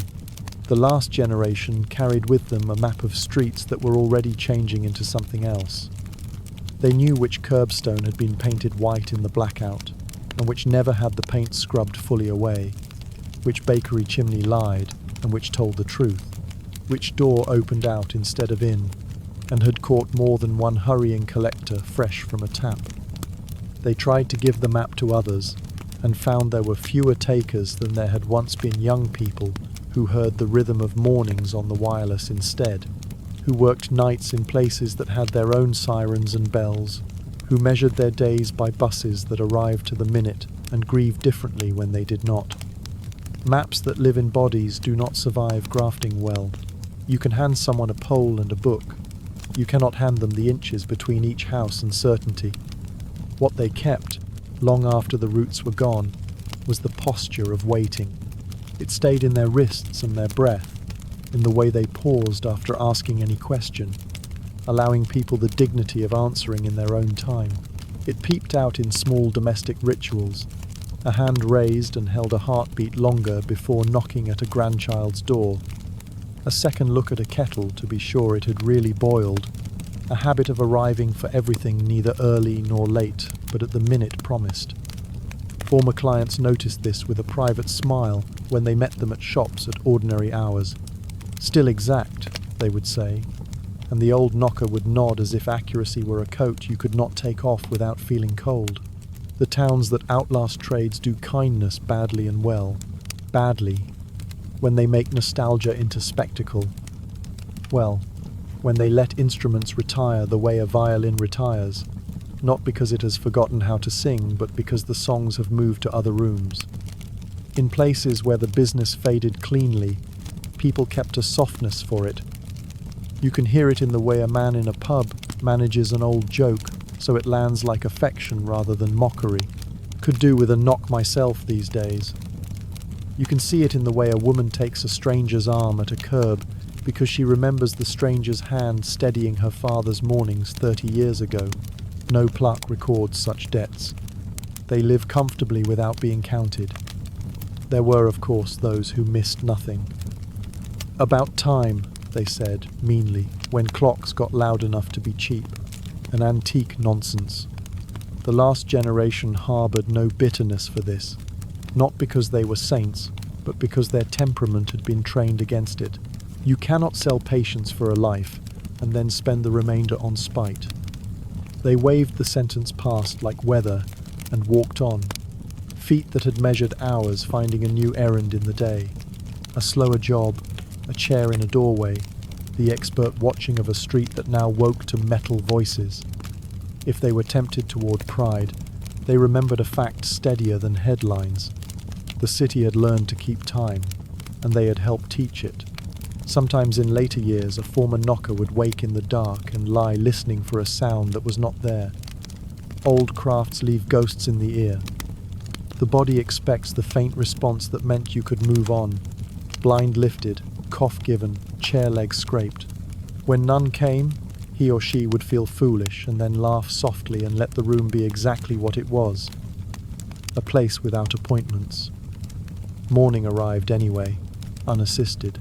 It always does, for those with bell or luck. But even in those untroubled hours, the ear preserved a memory of the smallest syllable of contact, and the mind set it carefully on a shelf, with the other useful tools retired from the hand.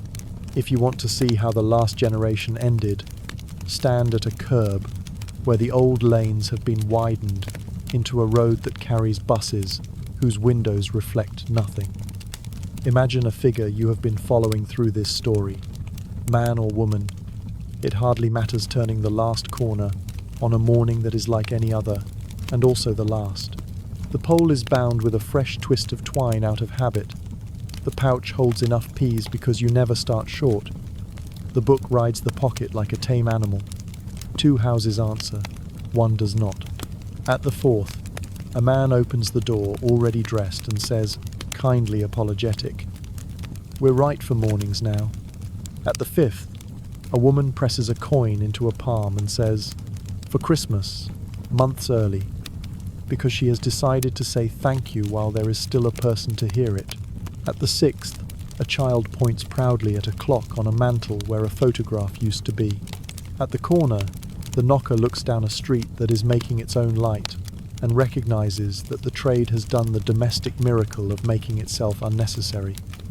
He or she goes home by a route that knows the feet better than the feet know themselves, and stands the pole in its place as if it were a broom after a clean floor. The book is not burned, it is put away, because lists have a tenderness about them that does not want fire. The pea-shooter is rinsed and dried and wrapped in a bit of cloth that once lived as a handkerchief. There is tea, and it tastes like time. Outside, morning crashes open the way modern mornings do, loud and sure of themselves. Inside sits a person who spent years persuading daylight to act like a gentleman, and who now, without bitterness, offers the day back to the bells. The city will say, it wakes itself. Let it. The last generation knows the truth, and does not require anyone else to. Trades disappear from streets and take up residence in stories. The knocker-upper, who once lived by minutes and modesty, learned this late in life, that after the last pole was leaned in a corner and the last pea-shooter wrapped in a napkin, the city kept him anyway in laughter, in lullabies, in books that promised children the night could be kind. What had been a craft became a character, and characters have a way of surviving where professions cannot. He had always shared an alley with music. Before dawn has a rhythm, the soft scuff of a boot, the double tap on a frame, the pause that lets a sleeper answer. In the old days, that rhythm wandered into street songs, easy doggerel that took whatever was near to hand and made a refrain of it. Tap once, tap twice, someone would hum to a baby walking the step between the floor and sleep, and the baby learned the lesson of the trade without knowing it that waking can be a request, not a command. Hawkers stole his beat for their patter. Bakers made a joke of it at the oven's mouth, tapping the peel on the bench to tease an apprentice who'd overslept. In the markets, men who rose too early for wit fell back on rhyme because rhyme is cheap and true at 4 a.m. Music halls widened the smile. The joke wrote itself. A man whose business is punctuality will arrive either too early or too late, depending on the punchline. A comic would shuffle on stage with a length of cane and a trouser leg half out of its mind, peering into the third tier as if it were a bedroom window and asking, in a voice made for laughter, whether the gentleman inside meant 3:20 or 3:40, because last week he'd said everything. Audiences who had once bought the service now bought the joke and loved it for the same reason. The pleasure of outsourcing our worst hour to someone else. They laughed at the double meaning that grew slowly around the phrase, to knock up. Not because the trade deserved bawdiness, but because language does, pulling every word toward mischief if you give it time. The knocker in such routines was a figure of cheerful error, eternally surprised by the life inside other people's rooms. The truth had been different attention, patience, but attention and patience do not sell tickets at 10 p.m. People took home the joke and found it harmless. Children took home something else. The same figure who made grown men snigger became, on a nursery shelf, a guardian. Picture books dressed the knocker in outlines children could trust. A small hat, a neat bag, a tube or a tidy pole, a face that looked like someone who knew names and kept secrets. The page glowed the way early morning glows in memory blue, then silver, then the first wash of yellow through a window, and the tap at the pane was the spell that moved the world forward without frightening it. The P against glass turned into punctuation at the end of a sentence that read, "It's time to be the brave person you will be all day." The genius of such books was not accuracy, it was mercy. They took the most anxious moment in a hard city, your first breath after sleep, and gave it to a character who could be relied upon to appear and to wait. Mothers liked these versions because they told children a truth that the city had once told their parents without softness. Mornings are promises you make to yourself. On the page, the promise is kept by a friend. The friend is quiet, and the quiet travels up a ladder of windows into the child's own room, where the last picture shows a small figure sitting up with hair wild and a smile that says, "I did it." In this way, A trade that once earned bread by insisting became, in a different century, an instrument for courage. If you asked a child, years later, where he first learned the vague conviction that someone would arrive if he asked the world for help, he might point to a watercolored cane touching the corner of a pane. Folk memory made space for the figure in other ways. Parlours kept postcards, sepia and patient of a woman with a pea shooter and a bag, the curve of her breath, the only movement in a picture that had learned to be still. Grandma would tell the story that attached to the ink if you asked. She had a way of telling that disguised grief as humour, pride as merely practical detail. She woke your grandfather for the call-on, she'd say, and leave unsaid the mornings when the finger slid past his shoulder anyway. In pubs where people remembered things without turning them into monuments, a joke about needing a knock wandered across afternoons like a tame cat, and no one bothered to chase it away. A good city lets its jokes keep the shape of what they came from. Teachers discovered the knocker in the drawer where lessons among ordinary lives were kept. A primary class would stage a little scene for an assembly one child with a pole pointing toward a painted window where another child pretended to sleep too deeply to be respectable. The teacher would whisper about industrial time, fines, duty, and a world that had to learn punctuality the hard way, and small faces would listen with the solemnity children reserve for rules they understand are bigger than the classroom. Afterward, half a playground would try pea shooters made of straws and paper, a chaos that the janitor hated and the children remembered. In their mouths, the word knocker-upper became both history and game, a syllable they could roll like a marble. They did not know they were keeping a city's nervous system alive by play. Perhaps no one should tell them. Language kept its share. "Knock me up at 6" stayed in some mouths long after its other meaning made people titter, and those who used it did so on purpose, an older courtesy wrapped in a joke that was kinder than the laugh it produced. "Tap me if I doze," men said to each other across desks, and while they meant elbows, they were borrowing a contract invented at Windows 2 lifetimes earlier. "I will not abandon you to your own weakness if you have paid me the coin of trust." Writing kept it too. Essays about cities plucked the figure when they needed to remind readers that infrastructure once had a heartbeat. Novelists borrowed the knocker as shorthand for a whole weather system of human mutuality that the plot could either respect or betray. A single sentence, "He paid a knocker," now carries with it everything you've learned in these rooms. The minute written, the pause given, the thin sound that means more than its size suggests. Even embarrassment, that sly conservator of custom, did its duty. People would say, "mock solemn," in the presence of a new alarm clock, swearing to keep everyone honest that it'll never wait to see if you're truly awake. They were not really defending the old trade. They were defending the part of themselves that prefers a person to a mechanism. The old courtesies crept out from behind the joke and sat for a minute in the chair by the fire, before retreating again to whatever cupboard memory uses for such things. Museums and local rooms of history made a case of the tools and let glass do the rest.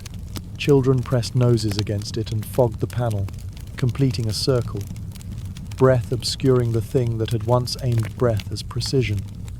A placard explained gently the difference between waking a household with a bell and waking a window with a knock, and grown-ups nodded as if they had always known.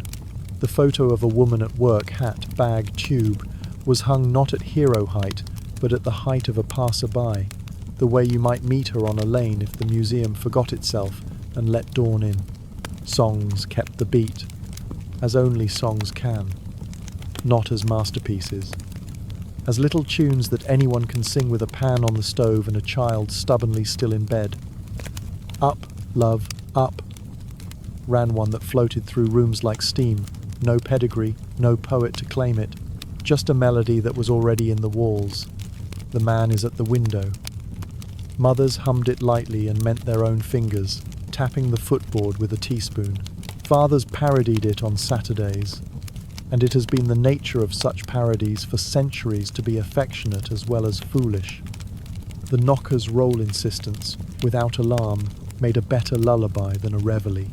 In houses where the word gentle had to be earned by main force, the idea that waking could be gentle turned into music because music is what we use when we want the heart to learn something secretly. The jokes have aged more roughly, as jokes do. Double meanings put on new clothes until the old ones look indecent. But even there, the old gentleness peeks out. Men who would make a coarse thing of anything will still tell the cleaner version in the right company, a pride disguised as propriety. No, I meant the knocking at windows sort. Then, to hide the tenderness of that correction, they throw a second line after it to make themselves seem merely clever. Tenderness survives through the middle of that maneuver and goes home unobserved. Every so often a writer or filmmaker lifts the figure onto a bigger stage and asks it to behave, be symbolic, be an emblem, carry a decade on your shoulders. Sometimes it works, sometimes it doesn't. The figure was born to be specific. A pain, a minute, a pause. It resists being made into a sermon, and yet even when the sermon irks, the character it carries remains likable. We know, seated in the dark, that we could trust a person who waits between taps. In a world where demands have replaced requests, the method shines like a pin, and in bedrooms the smallest echo of all. Parents who have never seen a pea-shooter or a polished cane will still cross a threshold at 5 in the morning and touch a door twice, then wait, then touch it once more. They would swear they invented that pattern, and perhaps they did. But if you listen with a long enough ear, you can hear a line of inheritance in it, running back through staircases and courtways into lanes where a man or a woman stood under a window and let a minute breathe before taking it away. You cannot put a trade entirely into a museum while that touch survives. The city keeps what it needs by instinct. If you collect these echoes, the jokes that turned rude and were forgiven, the children's books that turned duty into comfort, the postcard faces that turned work into emblem, you end up with a portrait of how a place remembers what it has outgrown. Not with an anthem, not with a plaque, but with a small sound repeated accurately, a rhythm that lives in hands and mouths, 2 taps and a pause, a sleep that gives in without being frightened, a day that begins not with a shout but with a suggestion, accepted. The knocker-upper is gone from the street. In culture he lives on, doing what he always did, standing in the thin light between night and morning, making sure the next thing happens without making a fuss about who made it happen. Strip away the pole and the P and the notebook greased by rain, and what remains is a contract that never saw a lawyer. I will come when I say I will. You will rise when you asked me to make you rise. It is small enough to fit through a keyhole, and sturdy enough to carry a household from darkness to wage. It has no seal but habit, no witness but glass, and yet for decades it bound strangers to each other with a strength that shamed documents stamped in red. Cities run on pipes and rails and wires. They also run on agreements so modest they blush when named. This is one of those. The contract begins at dusk. Not in ink, though. Ink plays its part, but in voices that borrow the quiet of evening, to be exact, without being severe. 4, 10, if you please. Frame, not glass. Wait for the blind. In those sentences, the buyer announces not only a time but a weakness. Left to myself, I may betray my own intention.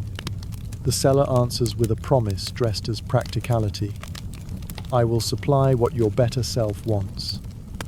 No sermon, no superiority. Only the straight line between need and duty. Money makes the bridge sturdy enough to stand on. Pride walks across it without looking down. What the knocker sells is not merely waking. He sells attention, and attention is work's most dignified fuel. A bell is indifferent.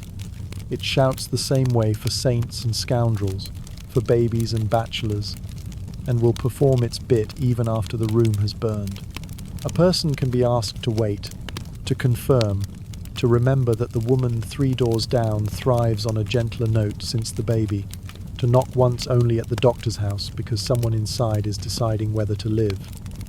Attention alters the instrument until it becomes almost invisible, which is how you know it fits. Trust is the other material in the contract, and trust is always an exchange of vulnerabilities. The client admits the hour at which their resolve is thin. The knocker admits that his reputation lives in other mouths.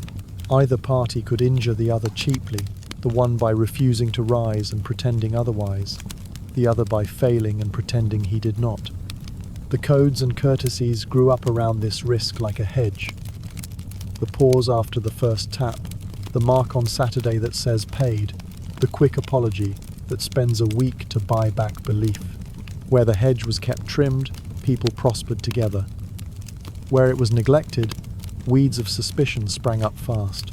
There is tenderness in the arrangement that does not announce itself. Consider how rarely adults are touched by other lives, where it hurts without the touch becoming a claim. Waking is an intrusion, and yet the contract makes it a kindness because it is invited and disciplined by terms. Persist for a minute. Don't leave until you see the shade. If I miss Tuesday, ask on Wednesday. The precise demands are less about control than about safety, a way to shape the inevitable roughness of being needed by someone you do not love. Many trades operate at the edges of bodies: midwifery, nursing, barbering, where trust has to be earned at close range. The knocker's distance, the pain between, proved that tenderness can pass through a barrier and remain tender. Dignity is preserved by the second clause. When you have done your part, go. The knocker does not linger to oversee a man putting on his boots. He does not wait for thanks through the sash. He is paid later and spoken to later. The moment of waking belongs to the sleeper. This division of time is an ethic disguised as efficiency. A bell would keep ringing to prove it has worked. A person who respects the contract leaves the room to its own courage. That withdrawal is not coldness. It's trust returned like a borrowed coat. Because the contract is human, it makes room for mercy without collapsing into nuisance. A week's free knocking when a clock has failed or a funeral has taken the household's grip off the hinge. An extra minute held between taps when the night has been brutal to lungs. A refusal to take money on a Saturday when wages have been stolen by fines. These are not saintly gestures. They are the maintenance of a machine more delicate than any mantelpiece mutual regard. A city becomes livable at the scale of such acts, which is the only scale most lives operate at. The contract survives complaint by translating grievance into amendment. You woke the baby. Frame thereafter. You left before I stirred. Wait thereafter. Pride prefers to be right. The contract prefers to be useful. To live that way is a character, not a trick. Evening bargains teach morning patience. A house that has been listened to becomes a better listener. A knocker who expects to be corrected becomes easier to trust. The two learn each other until correction is rarely needed. There is a loneliness built into the arrangement and, inside it, a kind of fellowship. The knocker walks alone because that is how the instrument works. Focus spills if shared, but he is never solitary in the way a man is solitary who believes no one sees him. He carries names, needs, preferred rhythms, hundreds stitched into his route, like beads you do not count but know by finger. The clients lie briefly alone in their rooms, then hear the proof that they are not. The touch at the pane says, I remember you. In a city that forgets as a reflex, remembering is a radical courtesy. Power, too, is being negotiated, subtly, and the contract keeps it from becoming a cudgel. The knocker could mock the man who fails himself. He does not. The client could lord his coin over the one who wakes him. He does not if he wants to keep a good round. Discipline comes not from humiliation but from pre-commitment. I paid, therefore I shall obey the knock I asked for. This is a lighter chain than fear and stronger because it was forged by the person wearing it. Employers like to pretend they invented punctuality. Streets taught it to one another with less violence and better results. The intimacy is asymmetrical by design. The knocker knows which child in a house sleeps lightly, which mother needs the frame, which father's pride will not tolerate the name spoken out loud. He knows the cough that answers, the scrape of the chair, the small irritated laugh a woman gives when her own resolve has been tested and found true. The client knows almost nothing about him beyond patience and accuracy. This imbalance could be abused. It rarely is, because the trade's invisibility is not a trick, it's an ethic. You cannot barter someone else's mornings for your own advantage and keep the book clean. The ledger remembers such stains even if paper does not. Choice sits at the center of this arrangement. Bells reduce waking to a reflex. A person offering a second tap restores the hinge. Choice lives in the pause. You can ignore a bell and claim you did not hear it. You can ignore a neighbor and know you have refused not the noise but the person. Many men learned to prefer the latter because it sharpened the self they wanted to be. The contract became a rehearsal for other vows. If I say I will, I will. The habit carried from windows to wages to marriages to small courtesies that do not have a coin attached but make life bearable. The return of a borrowed thing on the day promised, the kept appointment with a child. There are refusals written into the contract to keep its dignity intact. The knocker will not make mischief, will not wake a rival late, will not become a gossip pipeline, will not accept coins that ask him to lie. The client will not ask to be made innocent of his own mornings, will not blame the knocker for failures of will not use the service to rehearse cynicism. These refusals are the ribs under the skin of trust. Lose them, and the whole form slumps into something ugly, exploitation dressed as obligation. The contract explains the grief that runs like a thin vein through this story's end. When clocks arrived with their blunt kindness, when towers rose and sound died inside double glazing, what vanished was not only a trade, but a relationship that had taught people how to be dependable with each other. The city did not become worse. Bells saved mornings for cheap, and cheap is a mercy, but it did become thinner in one dimension, the tactile one. You can hear that thinness in new complaints, the alarm that will not stop, the neighbor whose noise is general rather than particular. The difference between "they wake us all" and "she wakes me" is the difference between a system and a contract. We talk about infrastructure as if it were pipes and rails alone. The human contract is infrastructure too. A lane where a woman with a pea-shooter keeps score with kindness. A row where men chalk their times and keep one another honest by glancing at numbers. A beat where a constable bends the law of his time to keep the peace of his street. These are load-bearing structures. They do not appear on plans, but the city sags where they are not replaced by something equally supple.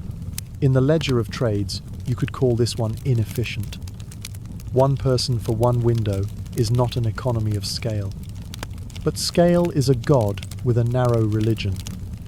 The contract taught an economy of regard. A small unit of care applied precisely where needed yields. Outsized returns, wages kept, tempers steered, children not startled, horses treated kindly because men are not late. Multiply that by thousands of windows for a few decades, and you have a moral dividend the city spends without knowing who minted it. And then there is the matter of witnessing. The knocker is a witness to people's intentions at their most fragile point. He sees them decide to be the selves they claimed the night before. He leaves before the proof is complete, trusting the decision to finish itself. The client is a witness to the knocker's reliability. He hears the second tap arrive exactly when it should, and regardless of what he does next, cannot say the promise was not kept on the other side. In times when institutions tremble and the word trust is put on posters because it has leaked from practice, such witnessing is a civic act disguised as a private favor. Perhaps the purest line in the contract is also the quietest. Neither party makes a spectacle of the other's weakness. No one tells the street that a man needs waking. No one announces that a stranger is paid to tap a pane. Coins change hands with the discretion of grown-ups, who know that public dignity is not a lie, but a necessary garment.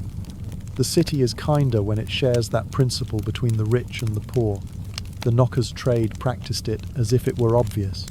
In the end, the contract leaves two gifts behind when it retires.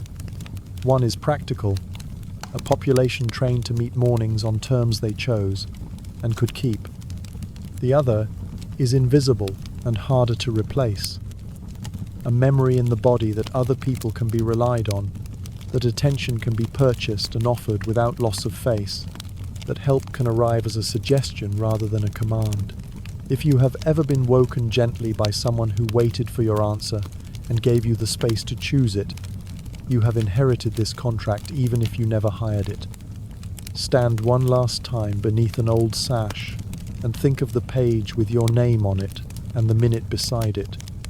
Think of the sound that will come, small and exact, and the pause that follows like an offered hand. The contract is not written there but between those two events.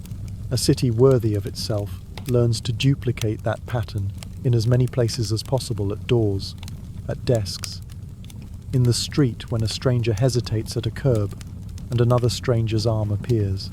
2 taps and a pause. Your turn. My trust. Rise.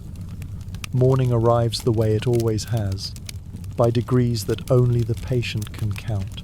The sky loosens from black to blue like a fist uncurling. Chimney pots float for a moment as silhouettes with nothing to hold them. The first carts touch the road as if asking permission. London, which has been a million private decisions in the dark, starts putting its sentences together. A lamp gutters and remembers it is unnecessary. A door opens and learns the weight of its hinge again. The river accepts colour. Dawn is both an ending and a rehearsal, and no one knows that better than the person who has spent a life walking its edge. He or she, it hardly matters, stands for a moment where 2 streets meet and lets the light find the corners of the world.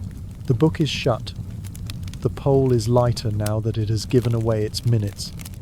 The pouch is a little emptier and will be soup by noon. A last tap, out of habit rather than need, sounds against a pane that has already brightened from within. Inside, a figure is tying laces, as if time was something you could wear. The knocker waits long enough to see the blind move, and then steps back into the broader grammar of the day, where waiting is no longer a profession but a virtue that will have to look after itself. Smells arrive before voices. Bread, coal, a hint of horse. The market proves itself by coughing, then singing. Far off, at the rail yard, iron declares what hour it has decided to be. In a mews, a driver shushes a horse, as if manners could be rubbed into a morning, and perhaps they can. The city assembles itself from these small proofs until the illusion takes hold that it was always like this, awake, competent, loud. Yet there is a moment, always, between the last tap and the first shout, when you can feel what held the pieces together before pride claimed the credit. A pause that belongs to no one, and to the knocker most of all. There is a habit of speech that says the city wakes. It does not. It is woken by clocks or bells or tenderness, by milkmen with a rattle you can hear 2 streets away, by sun that leans through windows and taps you on the face without asking for a coin, by a neighbour who promises to shout if you snore past 5, by a small, precise sound sent through glass that says you are the person you told me you would be when we spoke last night. Dawn is a collective act disguised as weather. The trade we have followed through these lanes did not invent the morning. It taught the morning to keep faith with people who could not afford to bargain with it. Look at the windows you have come to know. The fish seller's pane, faintly filmed with salt. The seamstress's glass with its careful crack like a river nobody thought to mend. The doctor's blind with a pinprick kept for comfort. The attic where a boy once sat learning the difference between being interrupted and being invited to begin. The knocker has touched them all with the least intrusive instrument the city ever perfected attention, and now, at this hour, when wheat-colored light begins to deny that the night ever owned us, the record of that attention is vanishing on purpose. No list of names is shouted from a step. No receipt is pinned to a door. The day pretends it belongs to itself because that is the kindness days owe people who must live through them. A baker lifts a tray and steam rights on the air. A woman steps lightly over a puddle and becomes what she is after 4 p.m. Someone with errands, opinions, tired feet, but for an instant, because the habit is strong, she glances up at the frame as if it might speak again. A boy with ink still in yesterday's fingernails practices his larger voice by calling a headline. Even he, fresh as coins, has learned to read the city by sounds. A clock in a window insists that it too deserves thanks. It does, after a fashion. Brass keeps good promises. But brass did not learn how to make them. People did, one pane at a time, with taps separated by patience. There is a way in which the profession was an argument with loneliness. At the hour when resolve is weakest, a stranger stood outside and made your intention audible. That stranger is leaving the street now, folded back into the general population, where kindness is harder to notice because it is not for sale. The courtesy remains, multiplied into other forms you will not think to count. A door held, an appointment kept to the minute, the second question asked when the first answer was brave but not complete. If you listen as the day warms, you can hear the pause the knockers taught, living on in speech, between request and command, between noise and music, between the city shouting itself awake and the city being asked, gently, to begin. A tram squeals modern, confident, impatient with the nostalgia of footsteps. Its windows hold faces that have never known a pea thrown at glass on purpose. Some of those faces are softened by sleep, the way milk is softened by heat. Some are armored already. All of them are traveling inside minutes that have been made cheaper by machines and dearer by desire. The paradox is not new. Technology inherits from tenderness, and then congratulates itself for being efficient. The knocker would smile at that if there were time to stand here grinning like a fool. There isn't. Work dries, smiles, and uses them later, in doorways, when coins change hands and the dignity of paying is a gift extended to both sides. Along the river, the tide makes a schedule of its own and ignores Greenwich. Barges move in language older than whistles. The city can afford this now, one system that does not bend to a line of numbers pinned above a gate.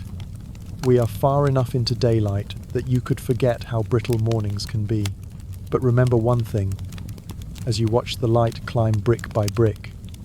The hinge that turned the night into the day did so without insisting on being seen. That is the size of most of the world's salvations, not armies. Agreements. What will survive of the trade is not a tool, it is a posture. The raised hand held just shy of the pain, the breath gathered but not yet spent, the choice to wait, the refusal to humiliate, the exactness that belongs as much to love as to labor. Carry that posture into the populous hours, and you will have inherited the only part of the craft that does not require fog to be convincing. Give the person across from you a pause big enough to fit their courage. Keep the minute you promised. Do not make a spectacle of being useful. The rest will take care of itself, with a competence that looks, in hindsight, like grace. At the end of the round, this round, our round the knocker turns a last corner. The one that returns them to a room where a chair is waiting and a kettle knows its business. The lamp's glass is wiped. The pole rests against its wall like a boat run onto sand. The book slides under the tin of tea, as if the two objects were listening to one another's old stories. The city outside has become unashamed of its noise again. People are late and call it fate. People are early and call it character. People are exactly on time and call it luck, because they cannot bear how much of themselves went into it. Behind all of that, A small sound persists, the kind that could be mistaken for nothing if you were in a hurry. Wood to wood, breath to glass. The punctuation of promises. We could say goodbye here as if we were travelers stepping off a night train into a station that has agreed to be morning. We could pretend that the figure with the pea-shooter or the bamboo cane has dissolved into light like a dream you will not be able to tell at breakfast without getting the details wrong. Or we could do the simpler thing and borrow, one last time, the contract that never had a lawyer. You asked for a story about people who kept a city's earliest appointment. It arrived, small and exact, and waited. Now you are awake at least, awake enough to turn towards sleep without feeling you have missed something. The window is bright, the round is done. Somewhere a bell declares victory. Let it. We know who taught it to be proud. The day stretches. The first shadows are cast by people rather than chimneys. London, impatient and decent by turns, walks away from its own night, as if nothing happened there. But we were there. We heard the small syllable that starts things. We heard the pause. We watched a city become itself because someone asked it to, kindly. If you need the sound again, you know where to find it in courtesies measured in minutes, in promises that fit beneath a window, in the part of you that answers to being trusted. 2 taps and a pause. Your morning, our silence. Go on.